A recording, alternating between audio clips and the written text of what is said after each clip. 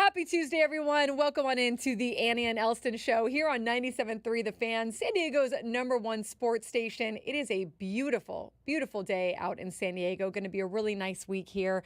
Thank you all for joining us. I'm Annie Heilbrunn. Craig Elsten will be joining us in the noon to 2 part of the show. He's going to miss the 10 to 12 part. He's got another function that he's attending, an event that he's attending, and I'm sure we will get the 411 on that when he gets into the station. But he's going to take the morning off, and well-deserved for him. So it will be myself and Braden Soprennant holding it down until we get to Gwyn and Chris from 3 to 6 p.m. And then from 6 to 7, I think that the Scraby Show will go uninterrupted, since I don't believe there's any baseball or football or we don't anything. we don't air them action, so Yeah. nothing to worry about, Scrabes. So Scraves will be there with his gripes, his conspiracy theories, all the good stuff. Tough weekend for Scravy this weekend. Yeah?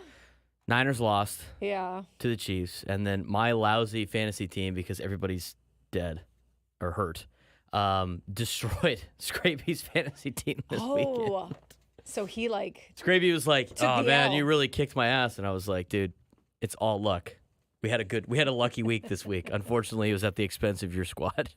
Do you do the NBA fantasy football? Like The fantasy NBA? fantasy NBA, not Fantasy basketball? Fantasy No. basketball, like The Craig was only- talking about yesterday. Do you think Scraby does that?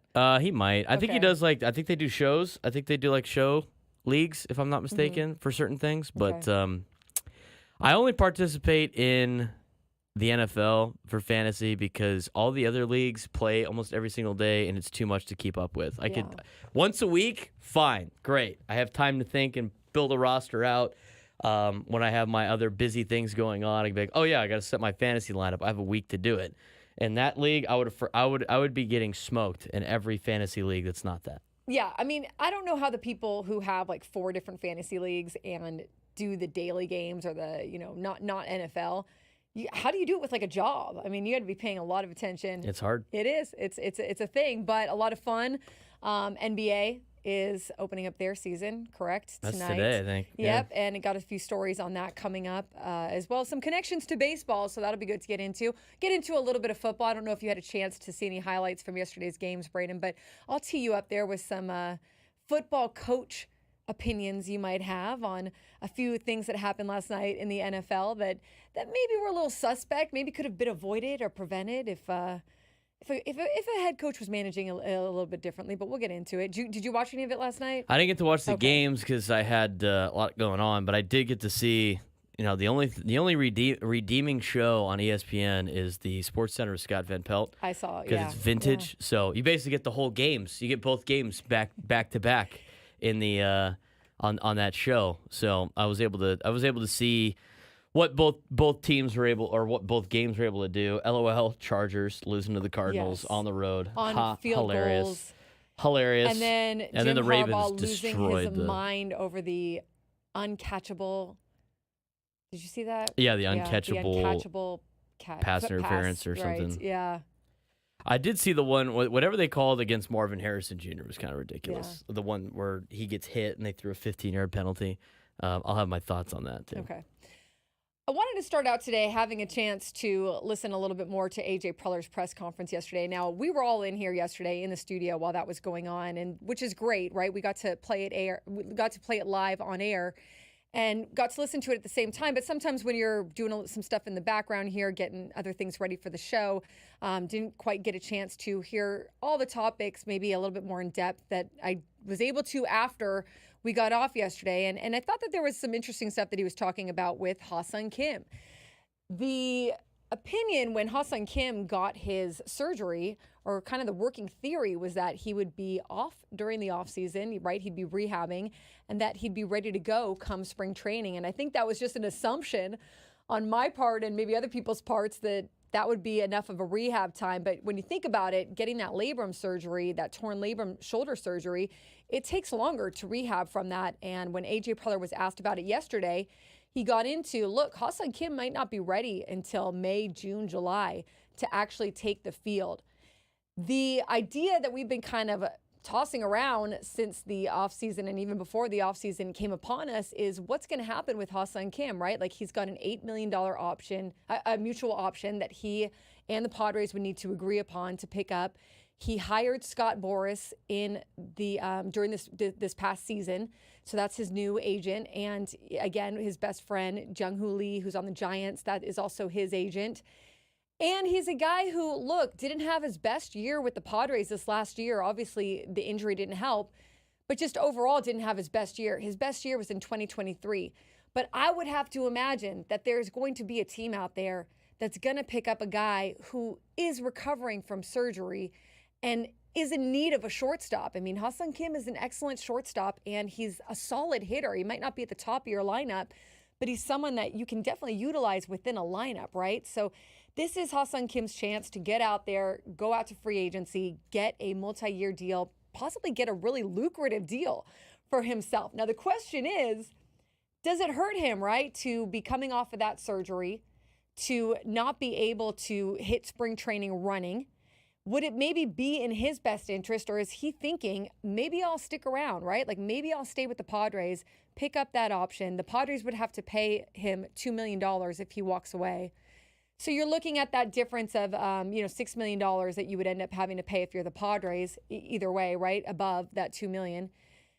And maybe you hold on to him. Maybe you use him, and if he agrees to it, he looks at it like, okay, let me rehab, let me get myself better, and let me walk out the door at the end of 2025 and then go test free agency. And then, or maybe the Padres would hit him up with a deal. Maybe there's like some deal in the works that they would want to go ahead and test. I personally don't think that the money that the Padres are working with, while they will have, some money to play with, I'm not sure that a lot of that would be able to go to Ha-Seong Kim, just because I think that there would be other needs that they would have on the roster.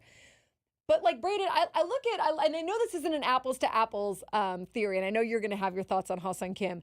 I look at Garrett Richards. Wrote that down. Yes. Who? Came in from the he was with the Angels for a while. Yes. And the Padres signed him, and he had to go through a year of just kind of rehabbing. That's right. It was Tommy John surgery that he got. The Padres signed him in 2018, 2-year contract, $15 million, and knowing that he's pretty much going to sit out the entire first year of his contract. You're paying him for his rehab. He ended up pitching the final, not the final. He ended up getting back on a mound in September of 2019, so a year later, and that was a big emotional thing for him to just get some innings under his belt before the next offseason, and then ended up going into the 2020 season, which was a wash because of COVID anyways, but it's not apples to apples, right? It's a different situation than Ha-Seong Kim. But what I'm trying to point out there is, like, teams will pick up a guy that's coming off of a surgery or rehabbing if they feel like there is enough there that they're going to be able to get in the long term, right?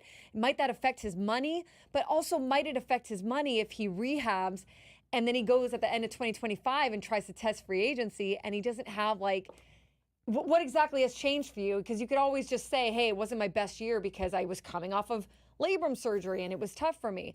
What do you think his best year is, Braden, in terms of getting a good deal? Yeah, best strategy of the deal. Year? Well, there's a couple of things to unpack there. So you mentioned Garrett Richards. I also think of remember Josh Johnson? Yes, maybe I was also thinking of Josh Johnson. Josh Johnson was the exact opposite, right? Okay. Like it was Padres were taking a huge. It was like the risk reward made sense to the Padres because they weren't necessarily competing at the time. They're looking for arms. And if it works out, great. If not, well, it didn't really cost us a lot of money. And he ended up. I didn't think he made like one start for the Padres or maybe a couple. I don't remember. But I remember him. I remember it working the opposite way of Garrett Richards, where it didn't really work out. So those are the two kind of sides to that. Now, from a Padre perspective, aside from the vibes, and having him part of the team, like, I don't know why you would pay him even the mutual option of $7 million for a team that is right there, ready for it. They're right there. They're a contending team with the amount of money they have spent, with the contracts that they've dished out. They are a win now team based on what they have signed up for in terms of contracts. And every dollar really counts for them, and they're trying to find ways to keep as many of these guys back. To me, paying a guy $7 million just to rehab and then leave at the end of the season doesn't make any sense. I also don't think it makes any sense to give him a 2-year deal because I don't think that makes any sense for Ha-Seong Kim. So, and just knowing how Scott Boras works, I mean, to me, they're not going to take the mutual option because they get guaranteed $2 million just by opting out. He's going to get offers, like you said, from teams like the mid-2010s Padres that could use a shortstop in the future, and they're like, you know what, we're not ready to compete right now, but we will be in a couple of years, and that's when Ha-Seong Kim will be in his prime years, off of the injury. Hopefully we're ready to go. You know, we can rehab him and get him going along in our system, you know, and go that approach.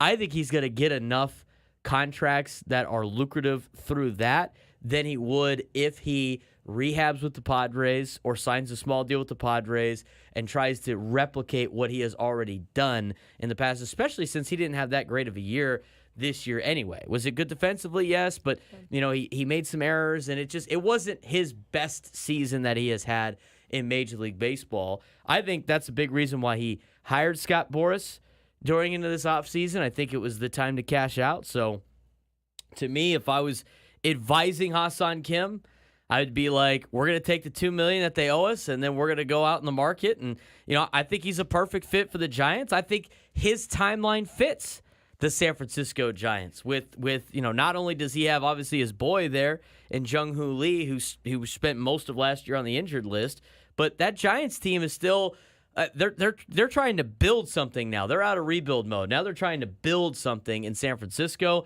This would be a good time for them to sign him. Other potential teams, I know people have thrown out the Dodgers. They needed a shortstop. I don't think it really fits them to give him a lot of money just to have him sit out for a couple of months and get up to speed. But that being said, if you're the Los Angeles Dodgers, you have the resources where you can spend that kind of money for a player like that. But I think the market's going to be high enough where it would be foolish for Ha-Seong Kim to turn down that money to come back here to just kind of rehab. So for me, I think he's probably gone. Good as gone. And if not, well, it's great for the Padres if he comes back. But it doesn't make a lot of sense for both parties for him to come back to the Padres. That's really my take on it, too. I think Ha-Seong Kim, of course, is a valuable player and has been a big part of the Padres' success, or at least a part of the Padres' success. And since he came to the team, I mean, after his first year, he was a big part of that 2022 run. And then, like we talked about, he had a good season in 2023. But this year just hasn't been his year for a number of reasons, and the injuries included in there. I think you would want him to stick around if you could make those numbers work. But I just think that there's too many other needs that the Padres have. No, I agree with you. I think not only does he have his best friend on the Giants, but he has a team in the Giants that's willing to spend money. They've got money to burn, and they've got players who won't come there. Well, plus he's got Bob Melvin. They say that. Okay, you they don't haven't think so? done it yet. Okay. I mean, if you tell me one thing and do another, I just, maybe with Buster Posey being there, they'll actually spend the money. But we've been saying this every offseason for the last 3 offseasons that the Giants are going to put in the splash because they got all this money. They haven't done it yet. But maybe they've also with had Farhan players turn gone, them down too, right? Like players who they wanted who decided and they then didn't they've want to come also to San turned down Francisco. players after medicals and stuff. They have got done cold that. feet. They don't want to buy that house, Annie. They keep shopping around. They haven't bought the house yet. I think that they'll at least be interested in taking a look. Bob Melvin is a huge fan of Ha-Seong Kim. There's a number of reasons. But even if it's not the Giants, I agree with you. I think that there's going to be teams that are going to want to invest in him, even knowing that he might not be there for the first half of next year. And maybe even won't be himself for, most of next year. I mean, we've seen now there's so many guys that we can point to, including Fernando Tatis Jr., who also had shoulder surgery, that it takes sometimes a full year to be able to recover and then come back. You have then your next offseason where you get to work at full strength and have your normal type of offseason, and then you come back the following year. But to me, I don't think that you wait around for it. I think that you risk too much by doing that in terms of waiting another year. So I tend to think that Ha-Seong Kim is also going to go ahead and go to free agency. It also leaves a question of okay, say you kept him around, which I think that with Preller's comments yesterday, you might be thinking, well, maybe they are keeping him around the way that he was talking.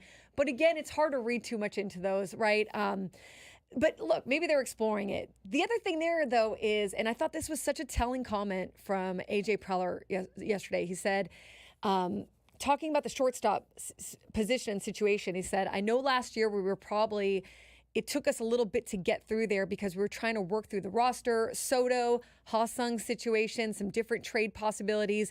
I would think we'll be able to have an earlier idea this year about where things are going, how things are going to unfold, and be able to go to the players a little bit earlier and talk about it. So he's referencing what happened last year, which is Xander Bogaerts finding out on the first day of spring training, among the first hours that he was there, that he's going to be making a move to second base. And so AJ Preller is essentially saying there, look, and I appreciate him doing this. I think he's essentially saying we didn't do the best job of it last year. We're going to do a better job of it this year by letting players know where they're going to be playing and what positions they're going to be at. But you do run the risk, right? If you were going to bring Ha-Seong Kim back, well, what do you do then if he's healthy in July? You ask Xander to move yet again?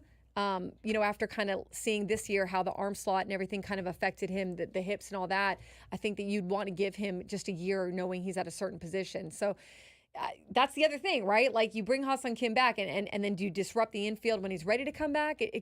To me, that wouldn't make a whole lot of sense. Unless Ha-Seong Kim is on my team for like 10 years, I'm not moving everybody else that is on my team for 10 years to accommodate somebody that's only going to be there for a year. It makes no sense. That's why this whole thing last year made no sense. I mean, I understand from an analytical defensive metric standpoint, Ha-Seong Kim is your best defensive shortstop, but he was going to be on the team for another year, and that was it. And you have Xander Bogaerts, who you just convinced to play for your team and gave him a ton of money, and you said he was going to be a shortstop. Remember that whole, what position are you going to play? Remember in the press conference? You're at that press conference. He's like, well, I came in here to play shortstop. That's what I'm going to play. And then all of a sudden it's like, ha, got you again, because the Padres have done that to their players the last couple of years. It's not a good look, but you take a guy that you gave a ton of money to for 10 years, and you said, hey, look, you're going to be a shortstop here. Just kidding. We're going to have this guy play shortstop, and then he's going to be gone at the end of the year. And then it's like, hey, you mind playing shortstop again? It sets a bad precedent, in my opinion. So I don't know why you would move things around like that. I think you got to solidify what you want to do plan-wise, let everybody know about it. So when you get to spring training, there's no pulling of the rug from underneath any of these particular players. But to go back to trying to save every dollar as possible. Fangraphs has put out their 2025 payrolls already, and their estimated 2025 payroll with projected arbitration numbers for a lot of players in the Padres. As it stands right now, this is estimated, right? Because again, it's different than what Jeff Sanders put out. We don't know the books, so give or take 10, 15 million. As of right now, the estimated 2025 payroll for the Padres is $207 million. Their estimated payroll, this is just with the current roster with arbitration numbers, for the luxury tax payroll is $243 million. Luxury tax threshold for 2025 is $241 million. So if they don't change anything and they bring everybody back, and that's getting rid of Ha-Seong Kim, that's getting rid of Tanner Scott, then all of a sudden you're in the luxury tax spot right now. Give or take $5-10 million. I love it. I love the discussion. We'll talk about it because, Jeff Sanders did a really good breakdown last week that we're going to be talking about this morning as well. And we can utilize the two graphs that, Fangraphs has and what Jeff also did.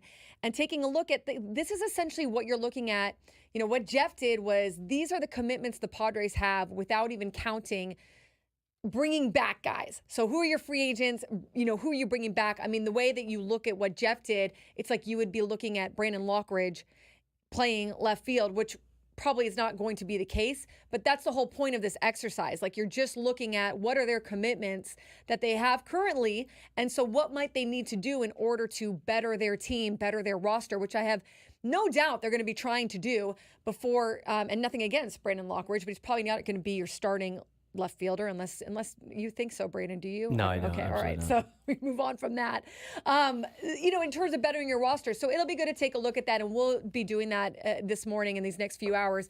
Going to get into a little NFL talk, going to get into some stories around Major League Baseball. We've got Kyle Glazer coming on at 11 to talk about the World Series matchup, talk about the Padres, talk about how Ethan Salas is doing. So we'll be getting into all of that as well. So a lot to cover in these next 2 hours, but let's get into a little of that payroll talk and where the Padres might spend their dollars after the break. Keep it right here, 97.3 The Fan.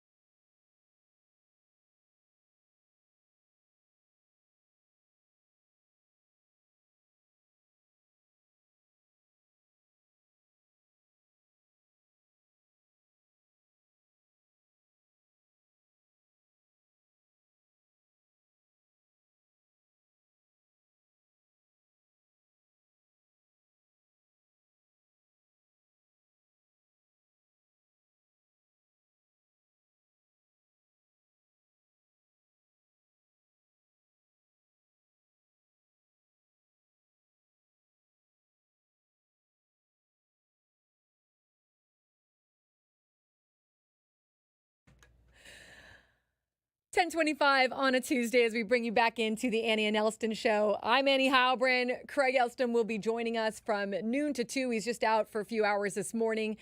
I'm joined by Braden Soprenin as always, and we were just lamenting the fact that on MLB Network, there's not a whole lot of programming for what would be considered a big week, Braden, right? This is their biggest 2 weeks of the year. Doesn't make any sense. Could you imagine NFL Network? Before the Super Bowl? The 2 weeks like, leading up to the Super nope. Bowl, they're not doing anything but just re-airing games. I know they do that a little bit, but this is your 2 biggest weeks. I mean, do this in the middle of December after the winter meetings when you've got nothing going on. Like, I'm sure they get into more programming later in the day, but it is kind of odd, right? I mean, it's already 1:30 in New York. It's on the East Coast, and even here at 10:30, you would think that people would be interested in some programming, but it is what it is. Overhyped. This is they finally got an NFL level Super Bowl matchup, full week Dodgers lead in Yankees, to the lots World to talk Series. About. You could do Shohei Ohtani the whole week if you wanted to. I mean, programs about him. You literally could do the hype train that the NFL does, which I think gets annoying, but they do it for 2 weeks.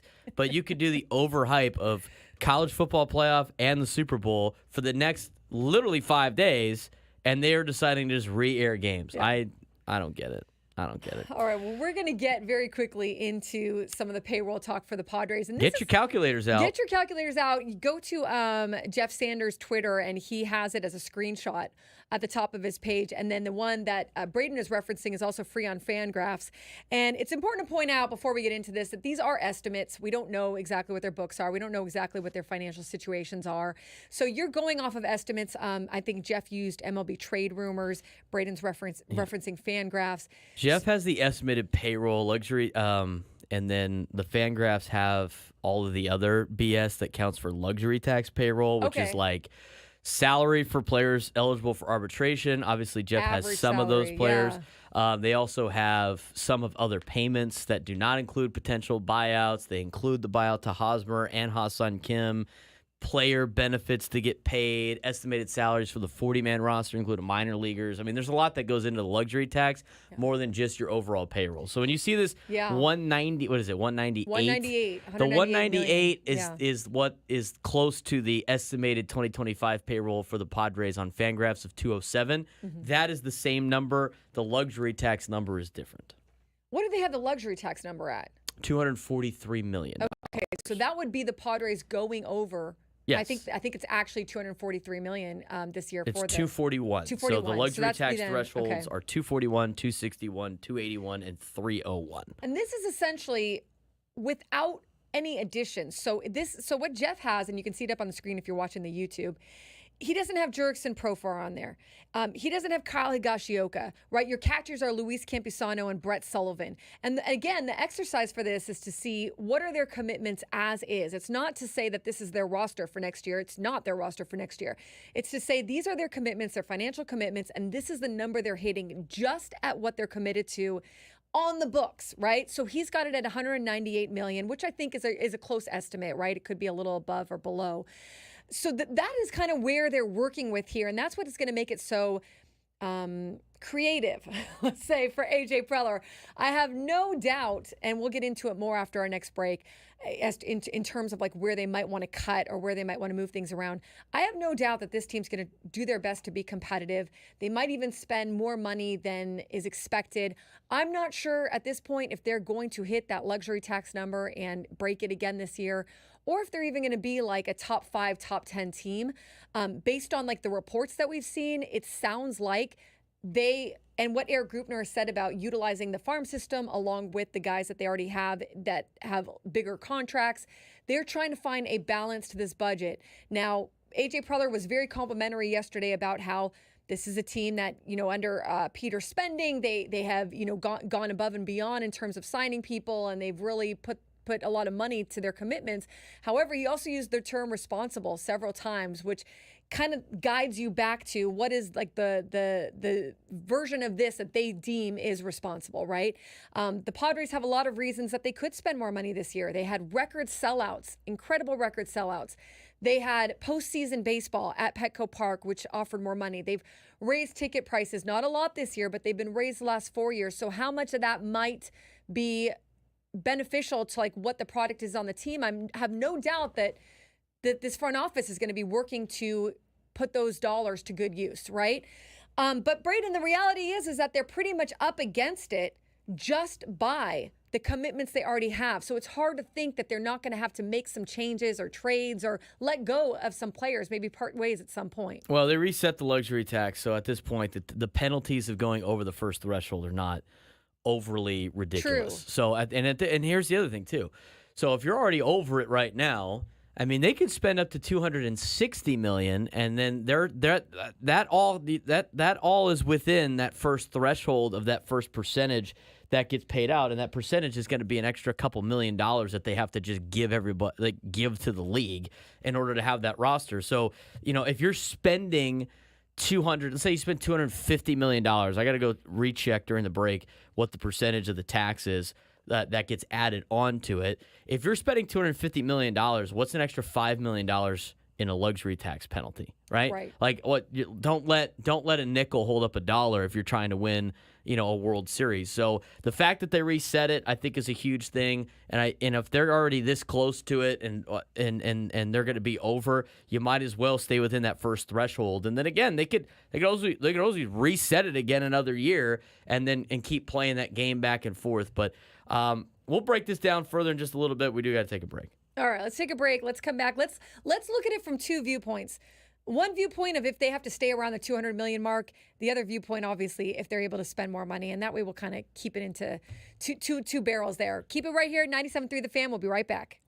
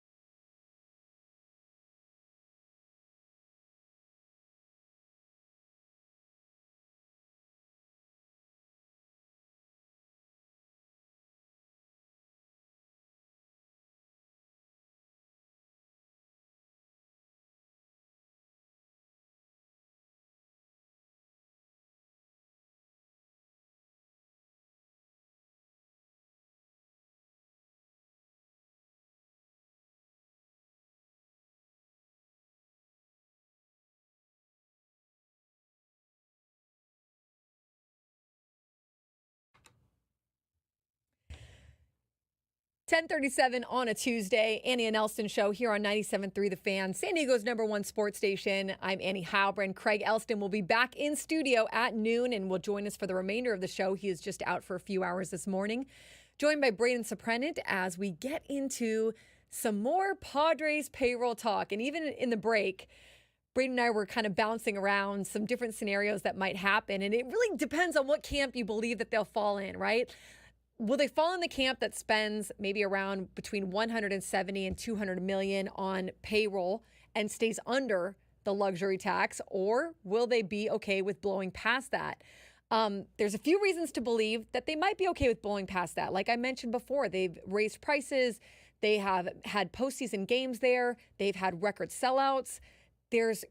Would be good reason to believe, and especially based on what we've heard the front office say and AJ Preller say yesterday, they would like to continue doing what Peter has started and put that money back into the team and go ahead and invest in more payroll for this roster. There are other reasons to believe that it might not happen, and that is also based on reporting that we've seen in The Athletic and the Union Tribune. And it's also based on the fact that if you're the front office and you're looking at what AJ Preller did this last year, and he did it with a payroll of $169 million, you might be thinking to yourself, well, let's do it again. And maybe it's not exactly $169 million, maybe it's $185, maybe it's closer to $200. But essentially, hey, we can do more with less, and we will need to do that, and we will need to utilize the farm system a little bit more. So it kind of depends on what camp you fall into, but it gives you a lot to think about, right, Braden? It does. Well, the other thing, too, is it's a 20% tax the first year on overages. Overages. 20% tax on all overages. What does that mean? Well, that means going past 241. So that's just whatever the money is over the 241. So you're not getting taxed on the 243 million. You're getting taxed on the 2 million over right now. So if it's isn't horrible. It would be so like if let's just say Fangraphs have the correct books, correct? Yeah. And the Padres estimated yeah. luxury tax right now is 243 million for next season. They're $2 million over. 20% of $2 million is $400,000. So they would be paying $400,000. That's in penalties. That's doable. That's yes. Again, it's not that big of a deal. The problem was the third consecutive year or more and then being over. That's where the problem was, because that's a 50% on all overages, which is insane. Like the Dodgers and the Yankees and the Mets and the teams that were the top three payrolls still left to pay, they don't even really want to pay that either. Even though they can afford it, it makes no sense to be paying 50% of your overages, especially when you get to that level. Now, if they got up to, that's what I said, 20 to 40 million you have to work with, because your next threshold is 260, and then it's a 12% surcharge. So then you're paying 32% on overages.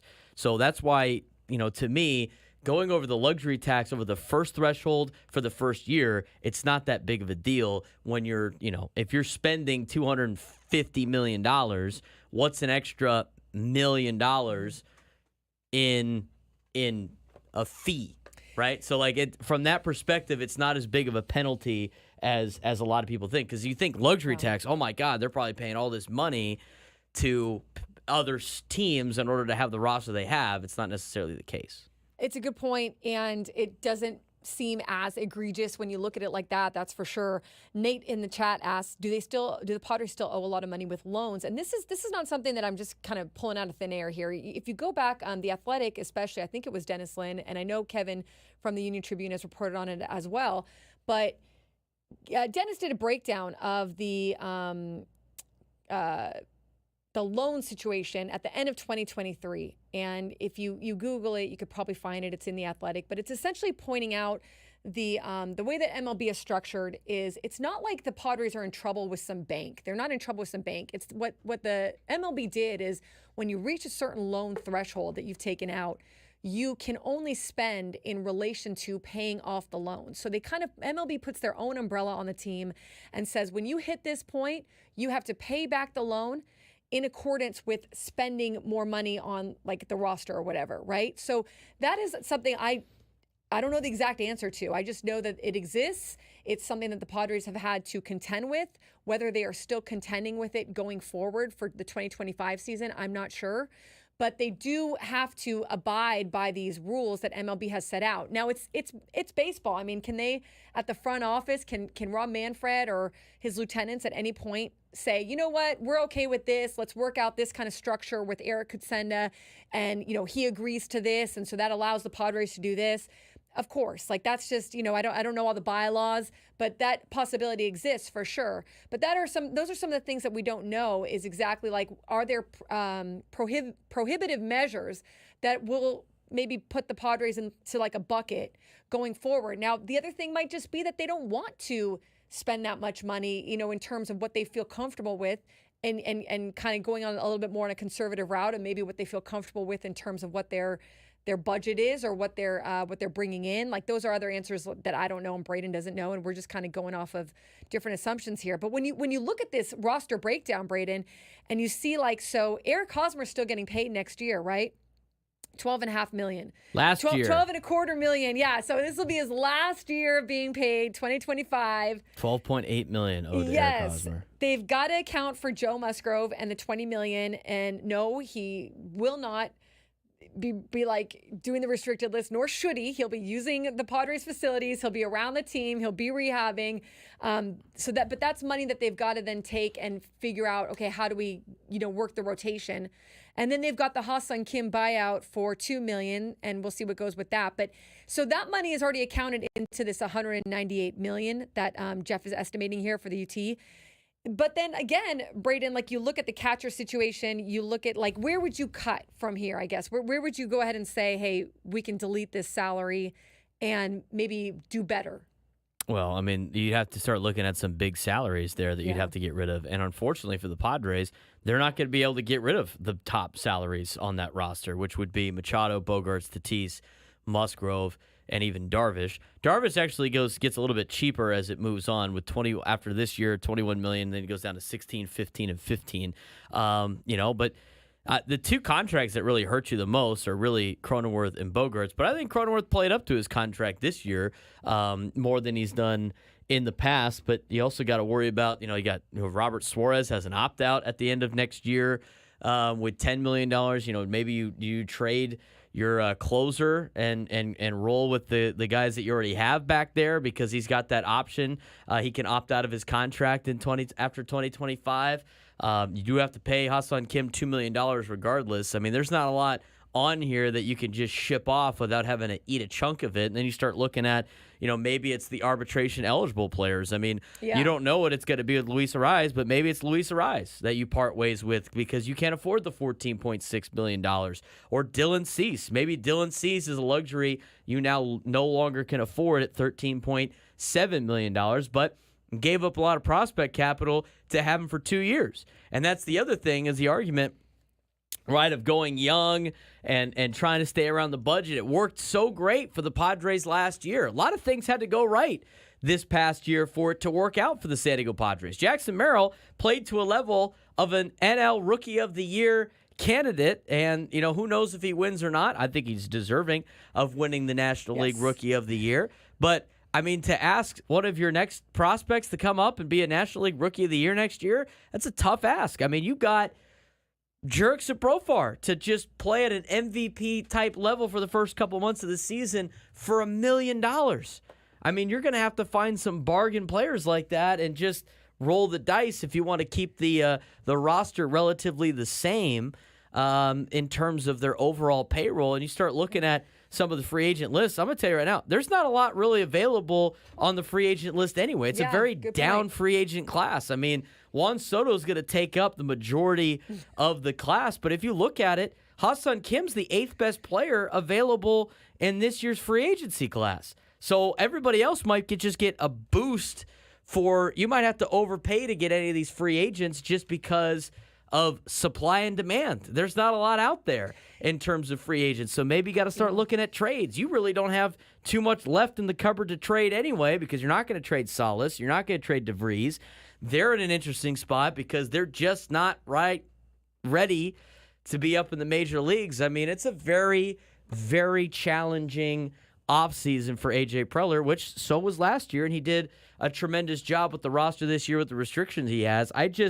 For what they need to accomplish and what they have available, I find it very difficult for them to be able to do that underneath the luxury tax. Yeah, I mean, it's a great point. And the other thing is that when you look at their farm system, I mean, look, AJ Preller got some great players this year, but he did have to deal some arms. He did have to deal some players. I don't know that they've got a ton of people ready anyways to make the jump up to the big leagues this year, or that maybe would be able to have a big enough impact. Now, I think they will utilize or trade or figure out some way to get value out of, for sure, Eggy Rosario, Matt Waldron, Randy Vasquez, Johnny Brito. Like, I think that those guys are all in play. But it does kind of beg the question of, like, if there's not a huge free agent market, right, and there's not a huge maybe supply in the farm system right now, and then the payroll, you're kind of up against it, you're either going to, like you just said, Braden, you're going to blow past this payroll assumption, you're going to blow past $200 million, or head into like more of the mid 200s, or blow past the luxury tax, or you're really going to get creative again, and you're going to have to hope that some of this works out. Now, this was the same conversation, in fairness to AJ Preller in the front office. This was a similar conversation we had last offseason, right? They had to cut $100 million from their payroll, and they figured out a way to do it, and they were very creative about it, and they had the Marlins pay $10 million for Luis Ariz, or $9 million, whatever that was. They were able to hit on guys like David Peralta and Donovan Solano. You would have to go but you about also that. You also had Juan Soto, though. You had Juan Soto who was getting $30 million of the $100 million in arbitration that you had to cut. That had 1 year left. I mean, he was a perfect candidate. You don't have a candidate like that, because Ariz is going to get 14. He's going to get half of that, right? Dylan Cease is going to get. You'd have to get rid of Ariz and Cease to even like think about covering the amount of money that Juan Soto had. And I see people in chat go like, "Oh, it'd be great to get rid of Xander Bogaerts' contract." Give that dream up. It ain't ever happening. Because of the big nobody are not moving. None of those guys are waiving their no trade. You're going to have to, and there's like, well, we're going to have to give up Cease for that. No, you're going to have to give up DeVries and Salas and probably 3 others in order for them to take half of the Xander Bogaerts contract. Teams don't operate like that. They're just not taking on also. Those are big contracts. Massive and for a team contracts to take for that aging on, players. Team, like there's got to be some kind of package that is really beneficial for them.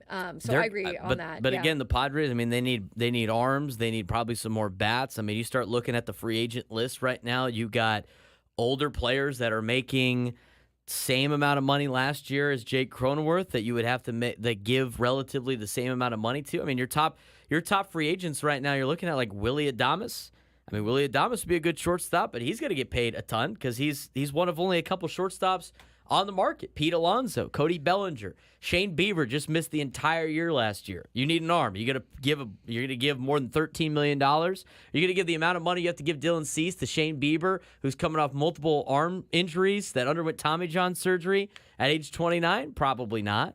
Alex Bregman's available. He made $30 million last year. I mean, are you going to be able to match that? Corbin Burns, probably the best arm on the market for out of the Baltimore Orioles, and arbitration 15.6. Guy's turning 30 in October. How much money do you think Corbin Burns is going to get? Probably a fortune. I mean, it's just, you start looking at it realistically. Nathan Eovaldi at 34. He's not settling for anything less than $20 million. You got to make some bottom of the barrel moves here. You're looking at guys like, you're taking a chance on Sean Manaea, and you still might have to give him $20 million with how great he pitched this year for the Mets. And if you look at the way it's structured right now with who's on the Padres roster, because Kyle Higashioka is a free agent, you've got Luis Campisano and Brett Sullivan as your 2 catchers at that $198 million mark. So you figure that there's going to be some kind of movement there as well. The other thing I think about is, like, I don't know if they can keep Jerkson Profar and Luis Ariz. Like, I don't know if you're choosing one or the other there, right? And what that might look like. What I would say is, like, AJ Preller has and his team have been good at finding diamonds in the rough, right? Like they have not hit on some of these 50-50 players. I call them 50-50. They could go either way. But then they have also found really good 50-50 players who have ended up being impact players for the Padres. the chances of them hitting on it perfectly like they did this last year are essentially pretty close to perfect. You'd have to kind of be asking for that again. Now, I think AJ Preller can go out there and find guys who maybe they need a second chance with the team, and they need, maybe no one's looking at them, and they're an international player, or they're someone that's coming from a team that they've been dropped, maybe they're recovering from an injury.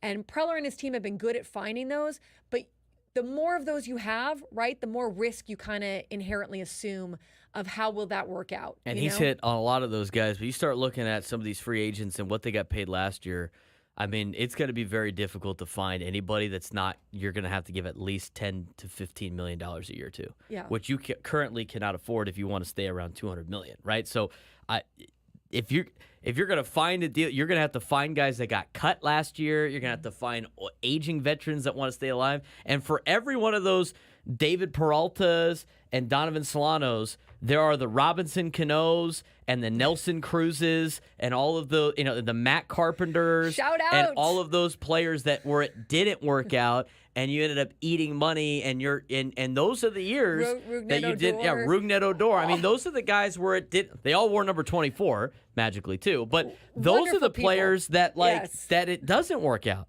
This year it worked out. What happens if you get another Rugnet Odor, Nelson Cruz, and Robinson Cano? Yeah. I mean, the Padres are not going to make. They're not going to make the playoffs doing that. So a lot of it is things working your way and the ball bouncing your way. That's why all the time we say it on the show. You got a chance to win a World Series at the deadline. You got to go for it at the trade deadline, because you don't know what the team's going to look like the next year. And maybe that's another option, right? I mean, you do roll the dice with that a little bit in terms of you got to get there and be competitive at the trade deadline and make sure you're still in the race.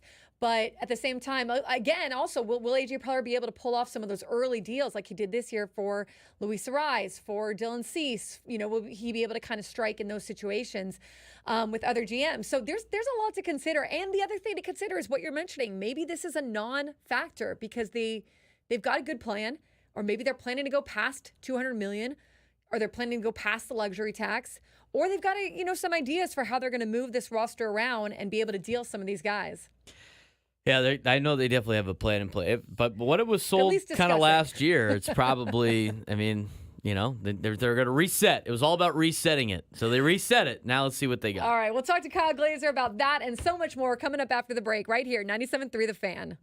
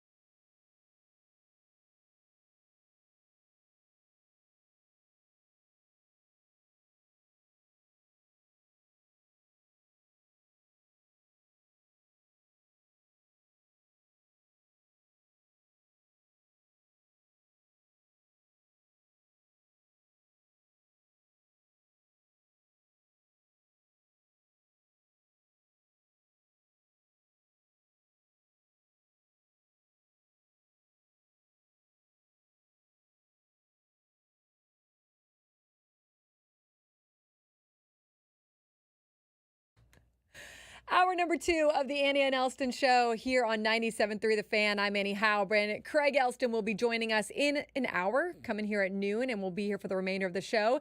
I'm joined by Braden Suprenant as we take you through to the Gwynn and Chris show from 3 to 6, and then the Scraby show from 6 to 7. And we've been doing a lot of Padres talk this morning, and that is going to continue with our next guest, Kyle Glazer, who does a terrific job covering the Padres as well as all of Major League Baseball and the minor league system.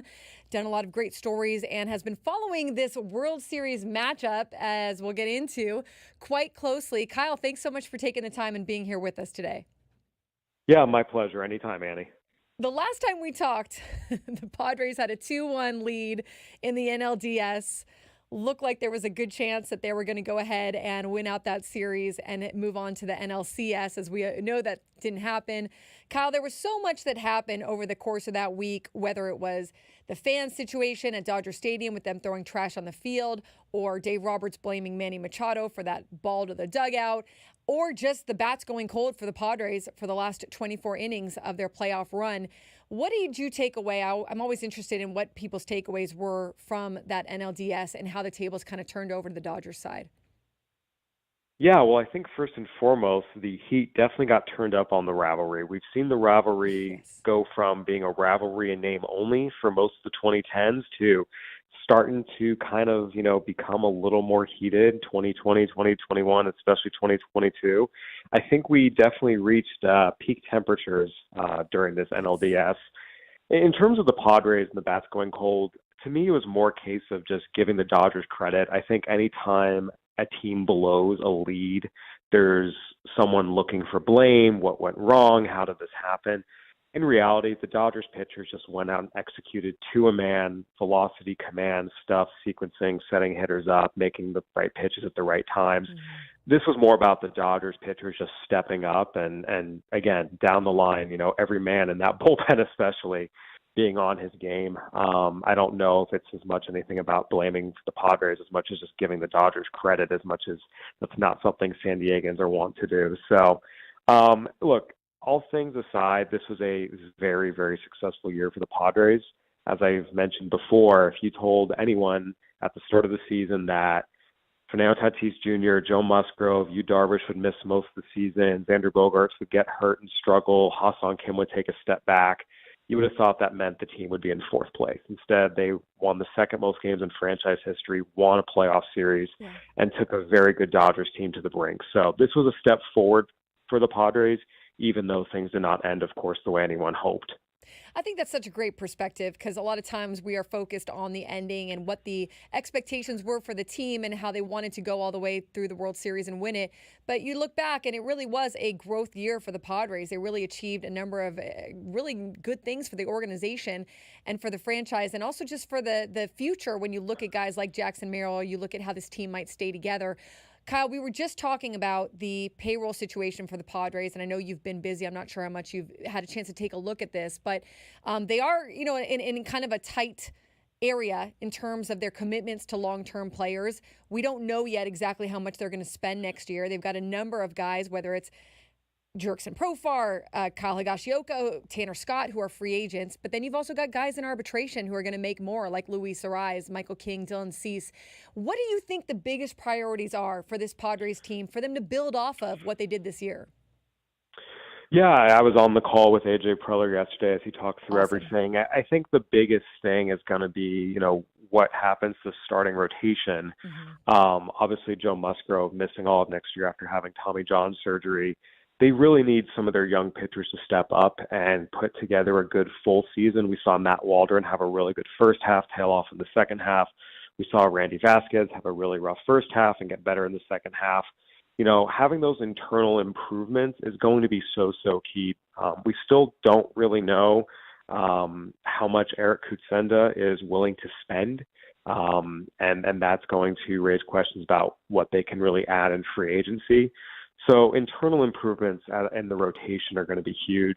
I think one thing that gives you some hope is, look, just to be frank, for years and years and years and years, the Padres made a lot of ill-advised trades under A.J. Preller and often seem to take the attitude of, let's just bring in talented players and we'll figure out where they fit, and that didn't really ever work. The pieces have to fit. I thought that this past year was the first year all of their acquisitions made sense and gave them exactly what they needed. The pieces fit, from what they got back in the Soto trade to the Dylan Cease acquisition to the Luis Arias acquisition to what they did at the deadline.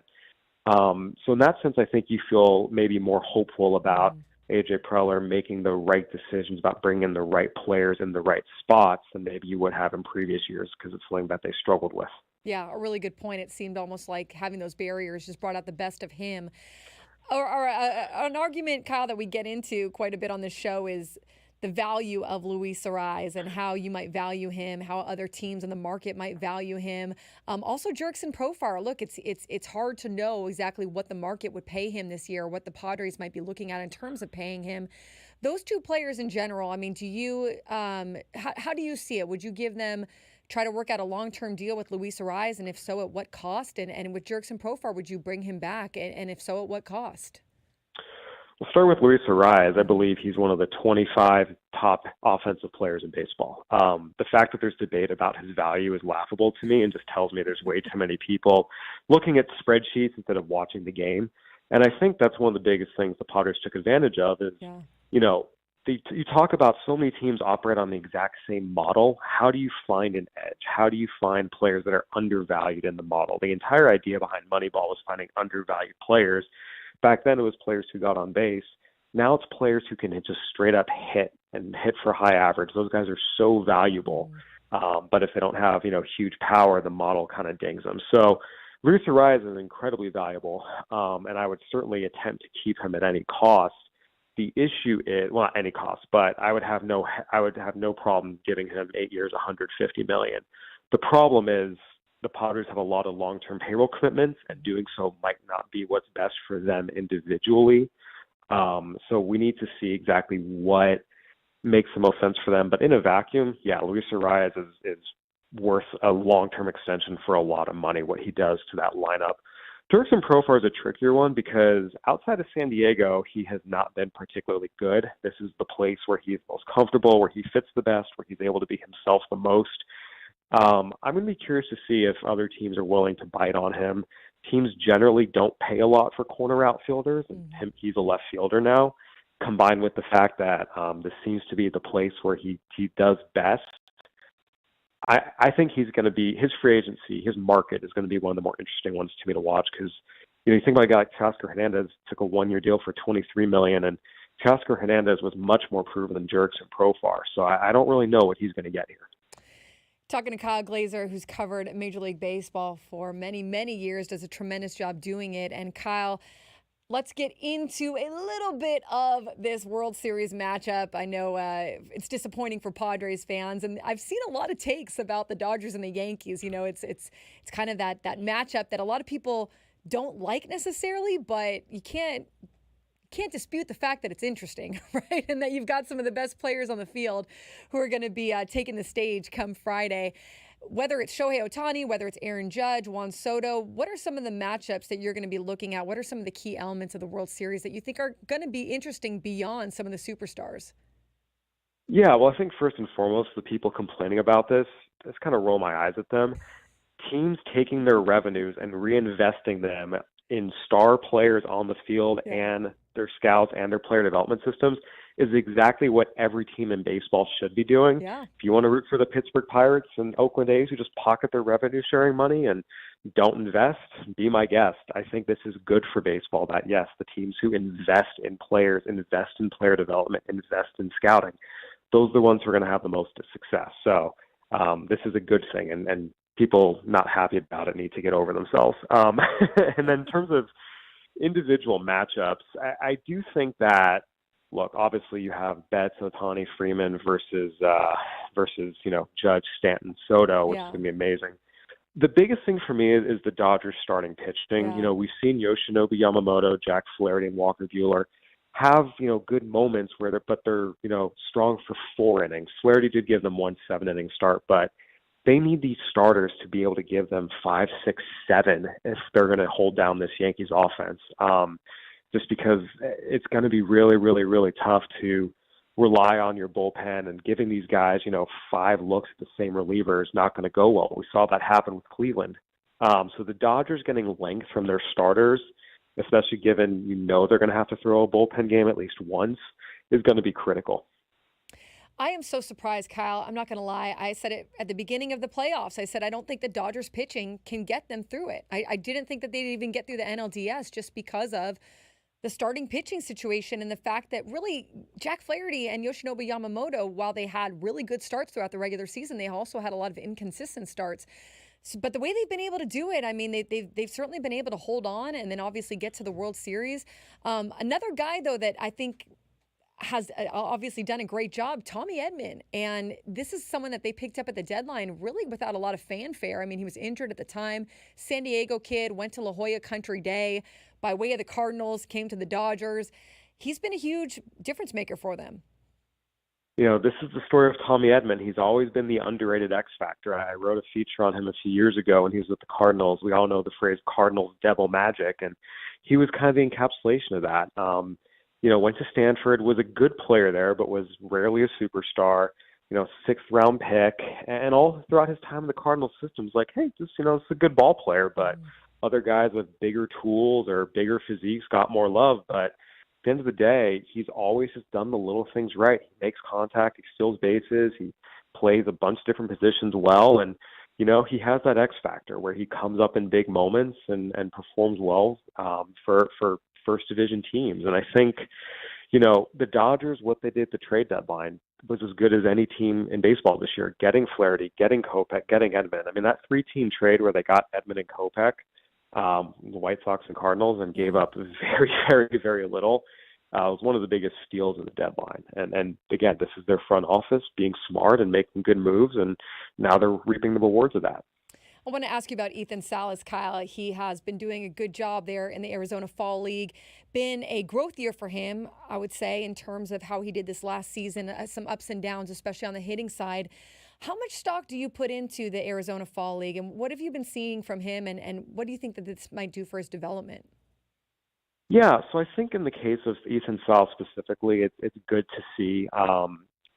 What happened this year, and we talked about it around the trade deadline, is his posture and his stance got, out of whack, and he really struggled early in the season to be on time. And around the trade deadline, it started getting a little bit better. The Padres and their hitting instructors made some adjustments, got him a little more upright, and you started seeing him get on time more and more and more.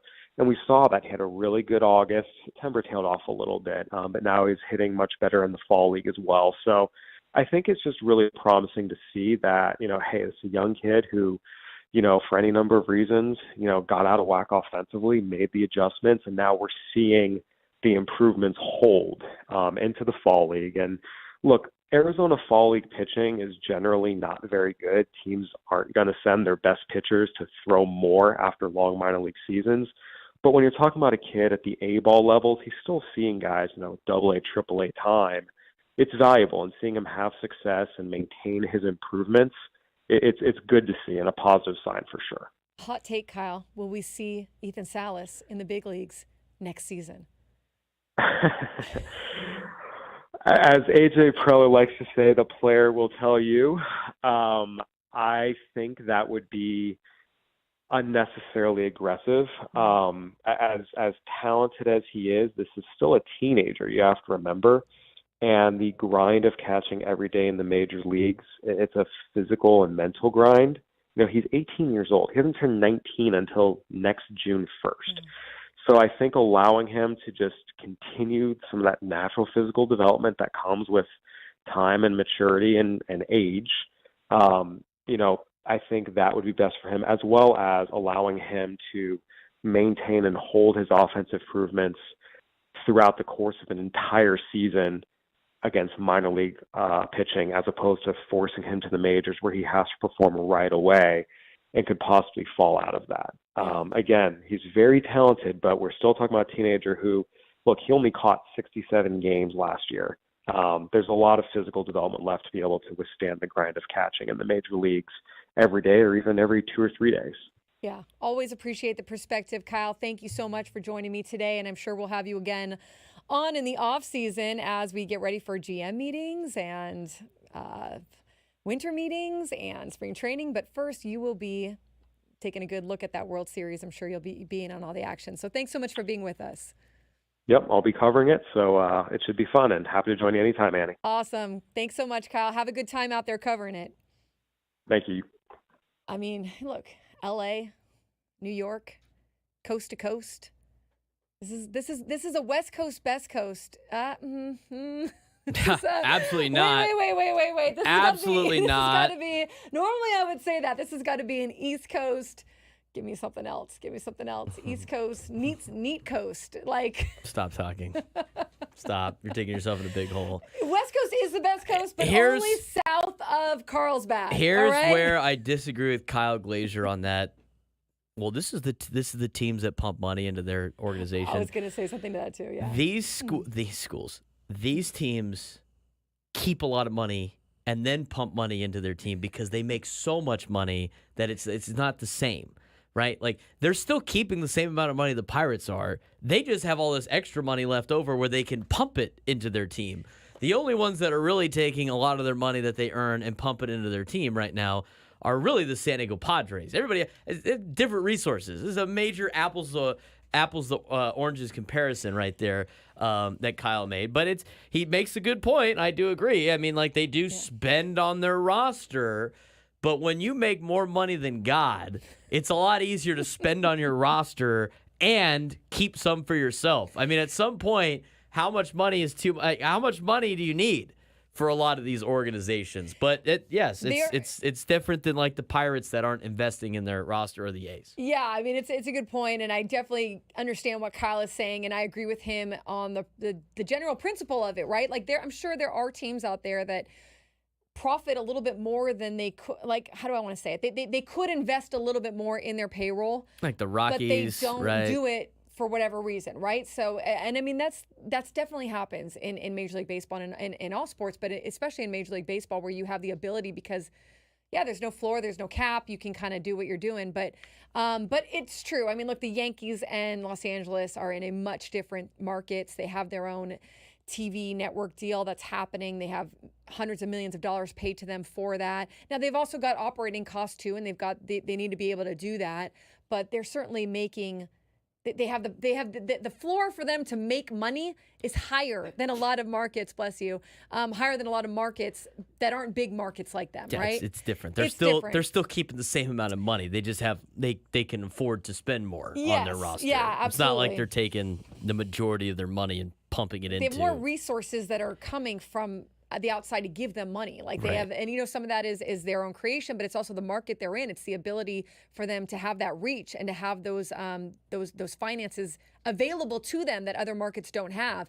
The other thing too is like, look, I agree that I don't think the deferred money makes the Dodgers virtuous or whatever. Like, I don't think that's like, we should be like celebrating that. But what I do think is like the deferred money did help them. And so being able to defer some of that salary, a lot of their salary, honestly, to the tune of almost $1 billion, they've been able to defer. So they can do that because it's like the Patriots, the Tom Brady players wanted to go there to win a championship. It's just a different environment, right? Where like you're not going to get that everywhere. But not every team can do that. The Dodgers can because they have the track record of we're going to be in the playoffs every year. If you want to win with us, you're going to have to take a cut. And guys like, I know Teoscar Hernandez isn't one of those players, but he'll sign with the Dodgers, go win a championship. And these they buy into the culture there because they have proven that they can be there each and every year. And again another different rule for them compared to everybody else. Yeah, exactly. I mean, exactly. Like they're able to defer because of different resources also that they have and that they've been able to accrue being in those markets. So,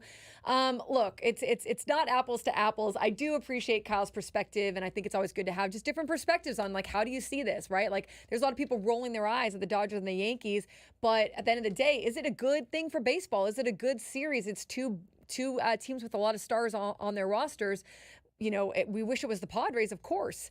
But at the same time, is it maybe better than the Diamondbacks and the Rangers? I don't know. It's up for debate. But I definitely think that it's going to be interesting, and it's going to be something that I think ultimately does draw more fans in terms of watching. But hopefully it's a Hopefully it ends up in the Yankees' favor, is what Right, I would say, exactly. okay, at this point. And hopefully the Padres are back in there next year or in future years coming on. So appreciate Kyle taking the time.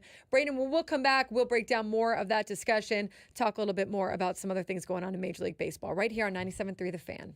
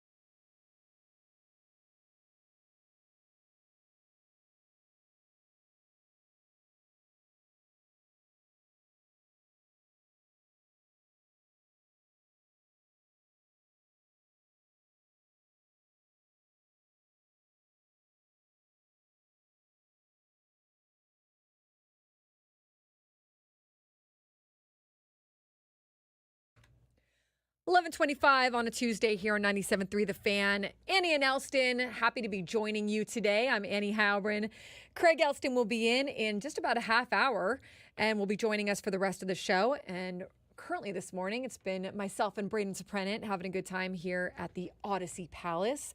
Talking a lot of Padres, but Braden, let's talk a little Rays. Let's talk a little Tampa Bay Rays because why not, right? Well, they kind of a mess right now on their hands.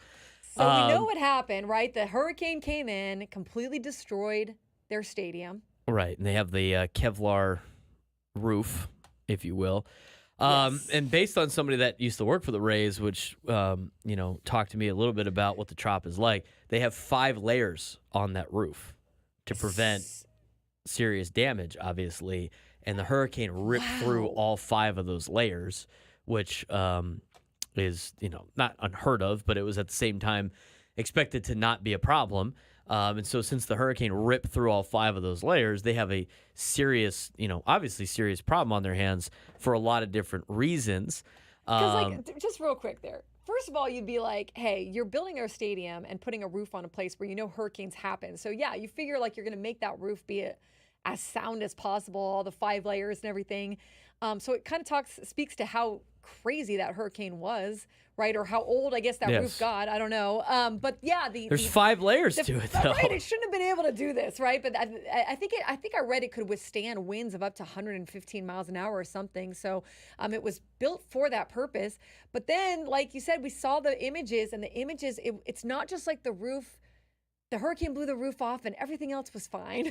Everything inside's damaged because it's not expected to have rain in there or water in that place. It's not designed for that. Or winds. And it's also not designed to play as an open air facility because most of that stuff's not supposed to be outside. Right. Rays have played at the Trop since their inaugural season in 1998, although the building was constructed in 1990. Hurricane damage comes a few months after the city of St. Petersburg and Pinellas County approved a new $1.3 billion ballpark in an adjacent location that would open in the 2028 season and is part of a much larger downtown revitalization project. City has hired a company, AECOM and Hennessy, firm to do a complete analysis of the damage. That's going to take multiple weeks, if not months, just to assess the damage.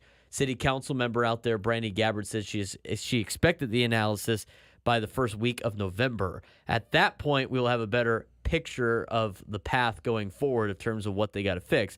Major League Baseball wants the Rays to stay in the Tampa area as long as possible to try to get before the stadium gets rebuilt or whatever they want to do. Weren't they going to be Toronto or something? They wanted to go to Montreal for half the. Remember, their idea was we're going to be a team that plays half their games in Montreal and half their games in Tampa. It was their big idea, but that got shot down. Suggestions for alternate Rays locations have included local spring training facilities used by the Phillies, Blue Jays, Yankees, Pirates, and Tigers. A bit further away is the Rays spring training complex in Port Charlotte, which is 85 miles south of St. Petersburg. Another option might be the ballpark at Disney's ESPN Wide World of Sports complex in Orlando, where the Atlanta Braves do their spring training, or at least they used to. I don't know if they still do. Most of those ballpark options host minor league teams after spring training ends, which could prompt significant adjustments to minor league schedules. One way around that would be to play the Orioles spring training site in Sarasota, which does not have a minor league team. So they're trying to figure out all the different contingency plans because they do have to open up the season at home against the Rockies on March 27th. And Manfred said Major League Baseball, the team and other entities will come up with a solution before that. But to have them play in a minor league stadium, I think is one thing, but they have to do it for, how long are they going to do this for? And if they get the damage report back and they have to spend, hundreds of millions of dollars to to fix everything, how are you gonna make this happen? I've heard from some people that have been around the Rays organization, that knows how that organization works, that knows how that city works. You might have seen the last time the Rays even play in the city of Tampa, because this might be their get-out-of-jail-free card to move to a different city. Yeah, it's going to be really, really interesting to watch. So the ESPN story talks about how the the previous proposal to have the Rays play some home games in Montreal resurfaced, but that stadium is also undergoing a renovation and would not be ready for this upcoming 2025 season.